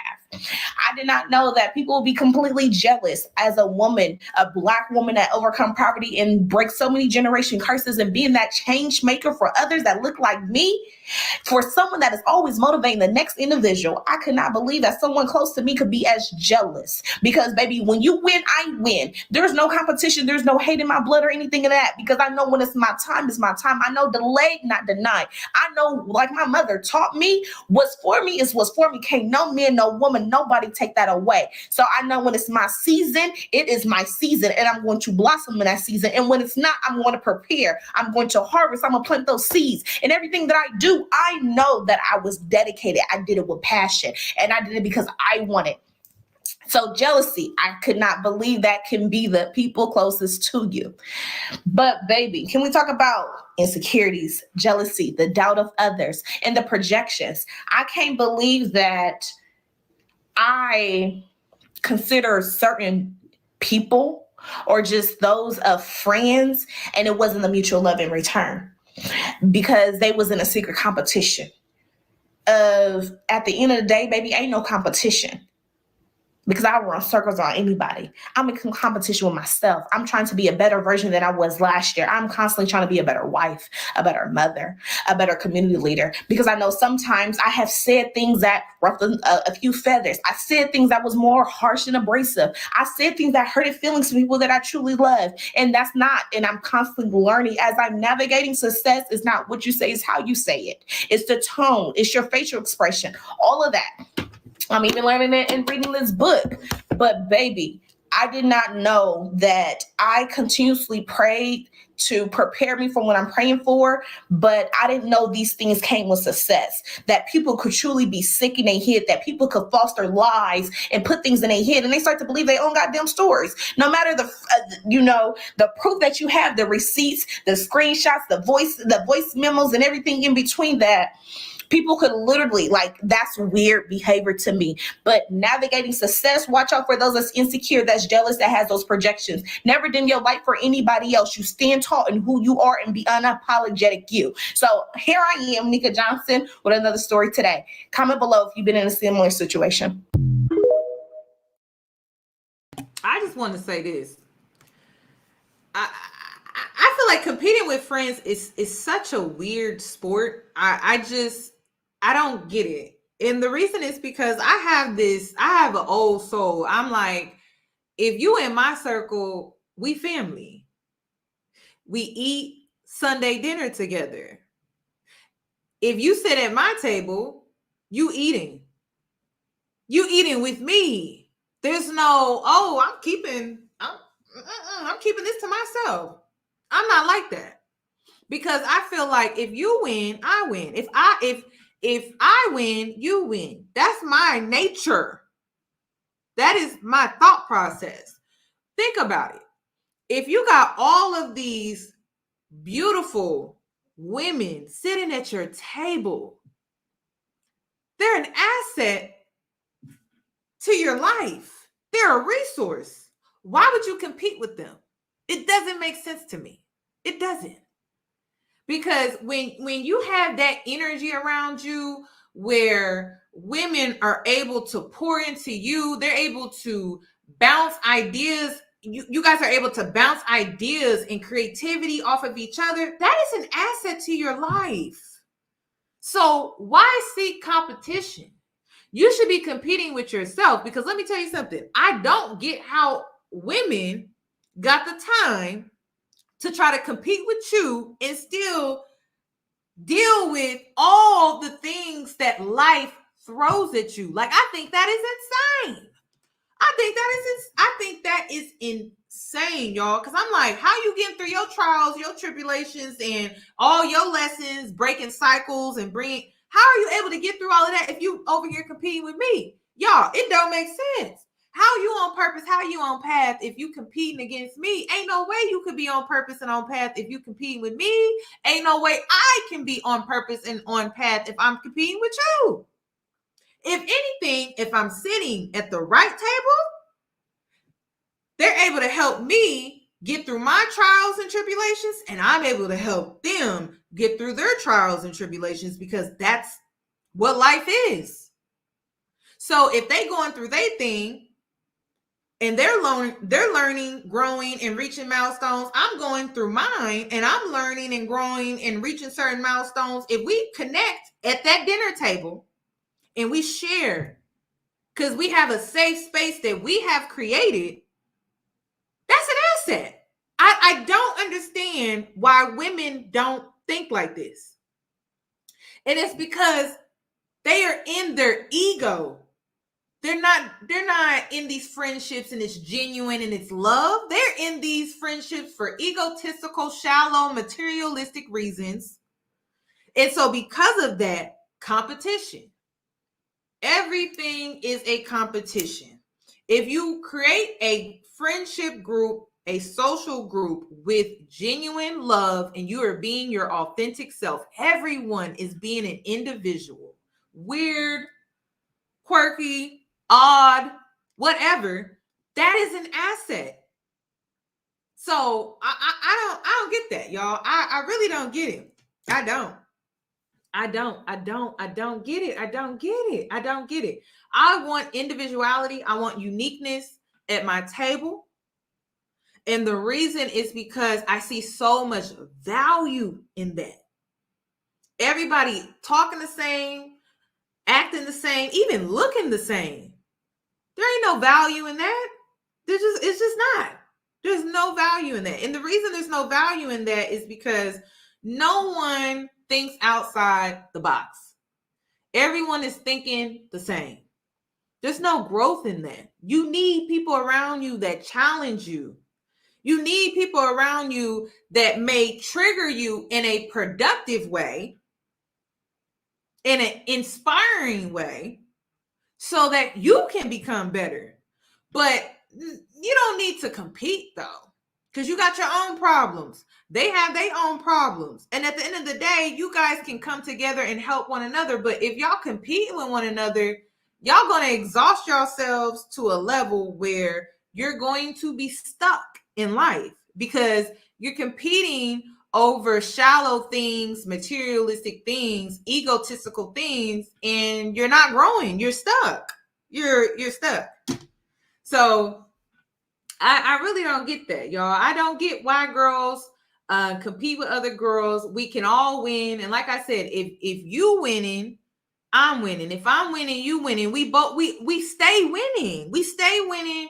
We stay making money. We stay leveling up. Our bellies are full. I don't get it. I don't get that, y'all. And so now I have the mentality that I'm creating my friendship group. I'm creating it.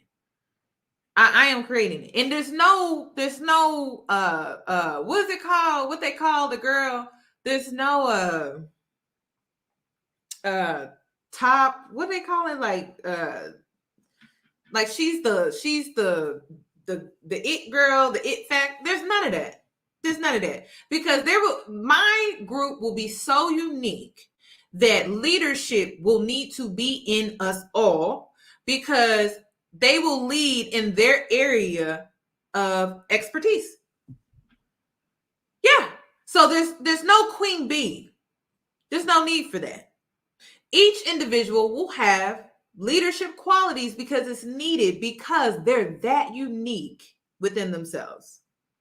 And it's you understanding, okay, I need to take a step back. She's more educated and knowledgeable. And I just need to listen, not lead, not need to be center of attention, not need to be center focused.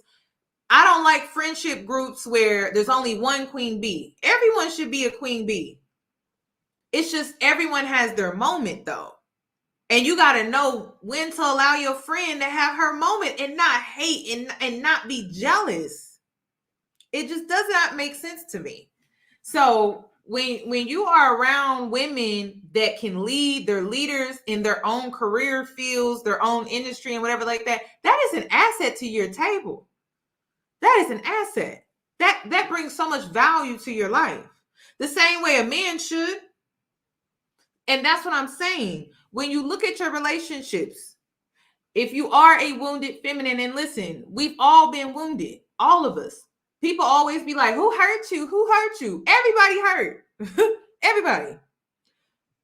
So when you look at your life and you look at the man and you look at your friendship group, I'm telling you, something ain't right. I'm telling you, if you got issues with men, you got them same issues with women and family members. Because they're all relationships. They just look differently, but they're still relationships. So listen, everybody eat with me. Everybody wins. Everybody is the star. Everybody is the main character because they are individuals. They are unique. They are authentic. So they're always going to carry that main character energy because there's no duplicate. You can't copy and paste that. You just can't. People will try though. They will try, but you can't copy and paste that. You just can't. So that's the type of unity, women empowerment and sisterhood that I got in my head, but it does not involve these fake brunches that I be seeing, these fake social groups that I be seeing, these fake women empowerment events that I be seeing. I just can't do it. So, oh my God, talking about a dream friend group. For real though, I've been having that dream in my head for years. But I don't know. I don't know. You got to get around women that are doing the work. That's the only way you're going to be in a healthy social group that can truly bring value, not drama, to your life. And what's so crazy is nobody talk about this, the flip side of success, the flip side of climbing that ladder. A lot of these people that be mad when you climbing the ladder and you doing good for yourself, is because they always thought that they was better than you. So somebody that always thought they was better than you and that you was below them, see you passing them up, it make them feel some type of way. So of course they gonna hate on you. Of course they gonna throw bad energy your way because you weren't supposed to be anything better than me. You were supposed to be under my foot. Like, so don't be surprised when people you always felt like was better than you or you felt like was doing better than you start hating on you. They always looked at you like you were beneath them. So expect the hate, babe. Expect it, because it's coming. Keep going up. You know, they be looking at y'all junk like, her? Wait, the person I count, him? He doing this and that? She do? They be in they... Y'all know something we don't talk about enough is long-term friendships that don't like you. So I know we talk about in marriages and long-term relationships how people will be married in long-term relationships with people that don't like them. Like a lot of husbands will marry a trophy wife or marry a wife that's gorgeous or pretty, or she looks good on his arm, or he feel like he just went up from an aesthetic standpoint, but genuinely does not like the woman, does not like his wife, does not, and I think wives do it too. And I think same thing in queer relationships. I think people will be in relationships with people they do not like.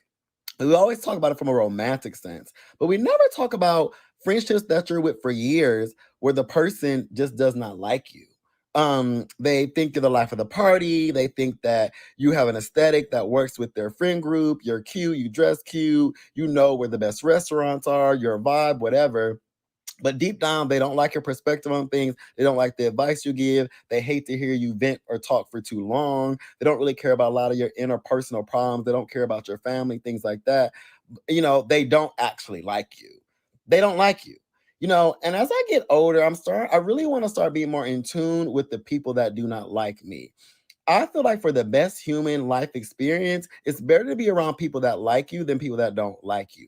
I don't want a partner that does not like me. I don't want friends that do not like me. Y'all are the ops. That's really to me, that's truly the definition of keep your enemies close. I don't want my enemies close. Get away. But a lot of y'all are out here. Friends with people y'all do not like, and it's weird. It's so freaking weird. I'm not gonna be friends with people I don't vibe with, I don't like. The moment I don't like you, I'm already thinking about how I can end the friendship. But if some of y'all will be friends with people for 10 years, 15 years, 20 years, and not like them, it blows me. But it's like you like to use people and you like to use them for their aesthetic and things. But everybody, let's start being more in tune and let's try to pay attention to people that dismiss you, people that don't want to hear your feelings, people that never want to take your advice and never want to hear your thought process, people that shames your way of life, your perspective on life. Those are not your friends and they don't like you. This is what people don't understand about me. Do you not understand how much I appreciate people when they say they don't like me? I respect that so much. And people think I would get mad, get offended. I appreciate the fact that you are telling me that you don't like me. Seriously? I've dealt with too much fakeness and too much two-faced type of stuff where a person act one way to your face but act totally different behind your back. So when a woman can come to me and say, I just don't really like you like that, I respect it. Because I'm not here to be for everybody. It's impossible. There are billions of people on planet Earth. There are going to be thousands of people that don't like me. And I like that because I wouldn't be authentic if it was any other way. But what I don't like is when people want to be around me, use me for my advice, use me for my spiritual gifts, use me for aesthetics, use me to get them free drinks at the club, but know damn well that they don't like me. That's weird. That's weird. Or this is my favorite.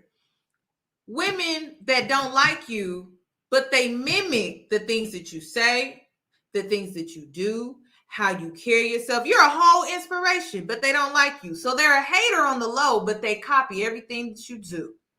I've dealt with that. And it's like, I respect women that just come right out and say, you know what, I don't like her. You know what, I'm going to unfollow her. You know what, I stopped watching her channel. I appreciate that. I'm not mad about that. Because I don't like the hate watching. I don't like the evil eyeing. I don't like the somebody wishing on my downfall. I don't got time for that. So when you say you do not like me, I appreciate that so much. I do. I appreciate honesty so much. It may hurt a little bit, but girl, I'll get over it. Shoot, I'm a fire sign. Tell it to me straight. We gonna rip this Band-Aid off. It's gonna sting, but girl, I'll get over it. I don't got time for that. I like real people around me with genuine intentions, being authentic. I don't like that deceitful stuff. I just don't. I don't care if it's male or female. I just don't like it. I don't see the point. And that's the thing. Some of these people will use you for all of the things that they like about you, but still have this reason for why they don't like you. It's weird. And it's like, well, how can you use me for this, and this? And men do it too. These women do it and these men do it. Because men, they'll use you for comfort. They may even use you for your nurturing. It ain't even always sex. They'll use you because your energy, your light, you know how to uplift them just by being around them. You're not even doing any type of emotional labor. It's just your personality, your light, it just beams so bright and they love to be around you, so they use you for that. But they don't want to be with you like that. They don't want to take you serious. So you got to be careful with that. Limit access to those that treat you in a way that makes you uncomfortable, that doesn't really prioritize you when it comes to your needs and the things that you want. Limit access. I appreciate people that are honest and they just come to you, men too, where they say things like, you know what, I'm not ready for a relationship. You know what, I'm not ready to date. I appreciate that. But no, with you coming to me saying that, you will no longer have access to me. You got to be exclusive, y'all. You can't allow everybody to get in. Everybody can't get in. Everybody don't get in. Everybody don't get access. So when you have it and you don't value it, you're going to be on the outside. Trying to get in. Just trying to get in. Well, I can't. I'm trying to get back in. Well, sir, you've lost access. Well, ma'am, you've lost access because I got security. They're called boundaries. Mm-hmm. And then if you do something real messed up, I got deal breakers. This is the last video that I'm going to play here, and I feel like a lot of you need to hear it because I think a lot of y'all had a similar experience with this. And I hope this story helps you heal from your experience with having a falling out with a friend, especially when it comes to like jealousy or envy. Y'all know something we don't talk about enough is long-term friendships that don't like you. Gotta take a deep breath before I tell this story. I promised myself I would not tell this story until the new year, and now it is my time to shine. So let's go. So just a quick disclaimer, I'm not going to expose this person. I'm not going to air out their dirty laundry. I have no intention on doing that. I just want to give you all some advice and tell my story time as to how to prevent having jealous, sneaky people in your life. So, 5 years of this friendship ended. It ended last year, and it actually ended in a group chat that she started. She brought our issues to a group chat, never called me, never texted me personally. And that right there let me know it's not even that she had an issue with me. It's more so that she liked the attention that she would get talking about me, right? What a real woman would do, if you have an issue with any of your friends, never bring it to a group chat. It's childish, it's immature, and it honestly brings that you have some sort of insecurity because you can't stand alone. That was red flag number one. So I called her, texted her, tried to talk to her like, what's the beef? What are you mad about? Like, we've been friends for too long for you to end our friendship in a group chat. What's the beef? Like, I was so lost, y'all, right?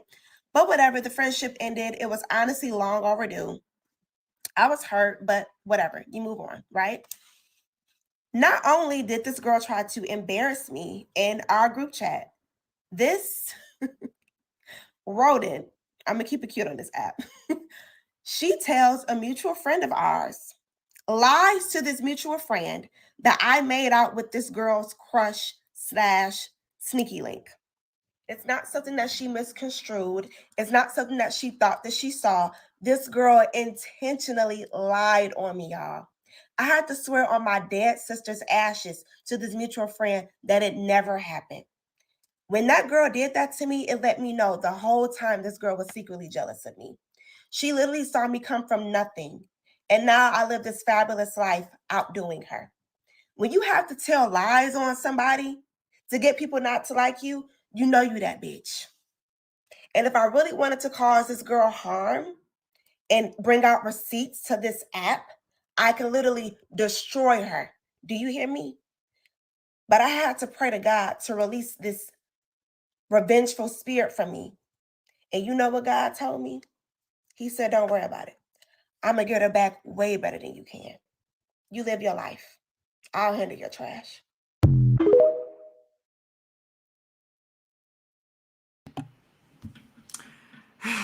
I love that. I just love that. I just love that.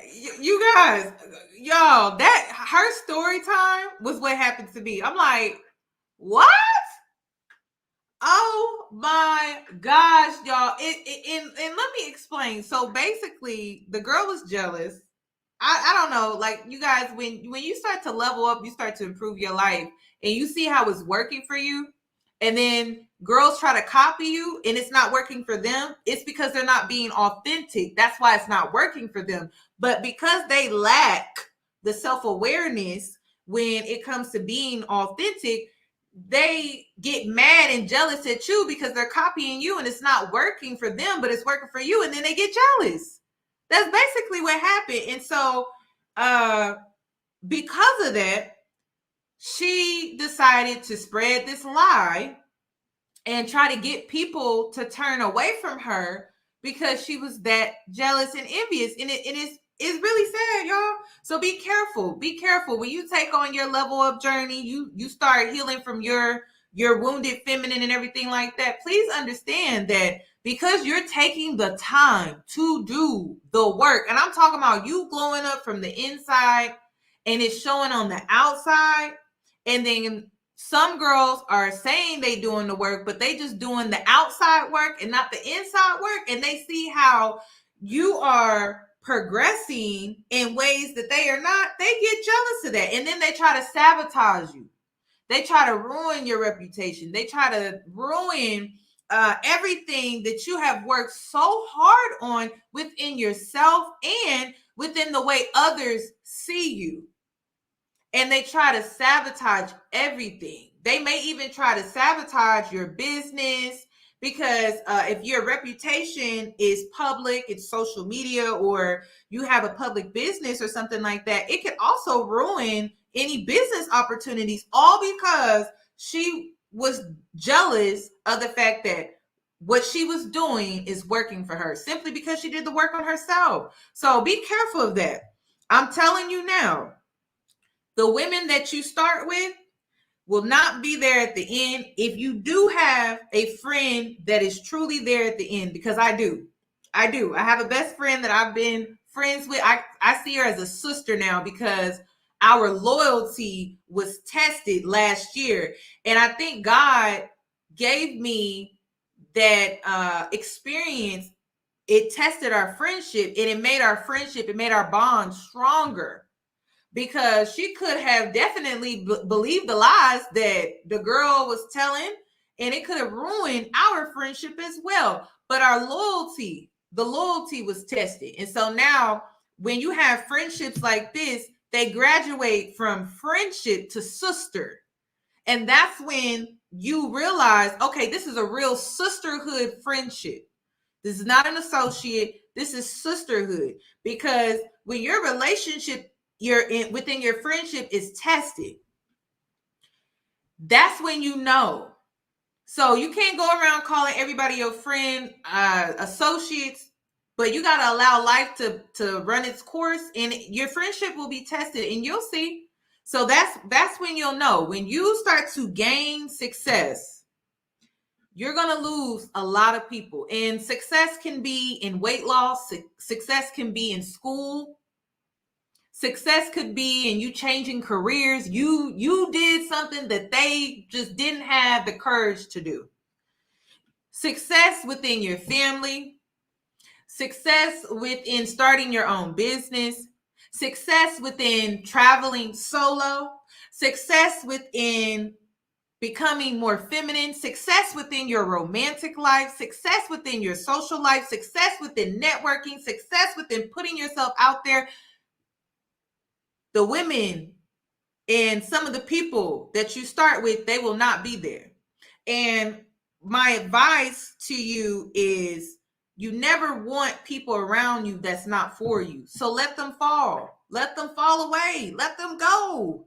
Because one thing that I'm learning is when you do that, you create room for new people, new opportunities, new things, new experiences. And it's a beautiful thing. It's beautiful. So I'm just telling you now, and it could be a car, because in this society, materialism is a symbol of status and success. So when you get an apartment, girl, when you buy a house, girl, you buy your first investment property, know that the people that you started with, they probably won't be there. And that's why you got to master the art of healing, okay? Because you're going to have to heal yourself through this phase. And it's part of life. You can't stop being who you are. You can't stop shining your light. You can't stop being successful. It's part of your purpose. It's part of your calling. So that's all that I have regarding this video, you guys. I'm excited for you guys this year, and I'm excited to see like where you guys are, where you guys are going, where you guys are headed. I know some of you guys are graduating. I know some of you guys are going to medical school. I know some of you guys are finally starting that business. You're starting that podcast. You're making that business plan. Do it, you guys. Get out of the dream state. It's time to start putting your dreams into action, because that's how you make your dreams come true. It's great that you had it up here. It's time to ground it, and it's time to really bring your dreams to the 3D, the physical. And the only way you can do that, you got to start walking in your dream. That's the only way it's going to really happen for you. And I think it's great that you find inspiration in people online. You find inspiration in women online and things like that. But it's time for you to take that dream and bring it on down. You know, let it touch earth, dirt, go outside, hug a tree. It's time for you to ground it and bring it down, because this is a great year to do it. So I'm rooting for you. I'm excited for you. I'm excited to hear some of your stories. And that's really all that I have for tonight's video, you guys. Happy New Year. And I will catch you guys in my next one. Please give this video a thumbs up. Bye, guys.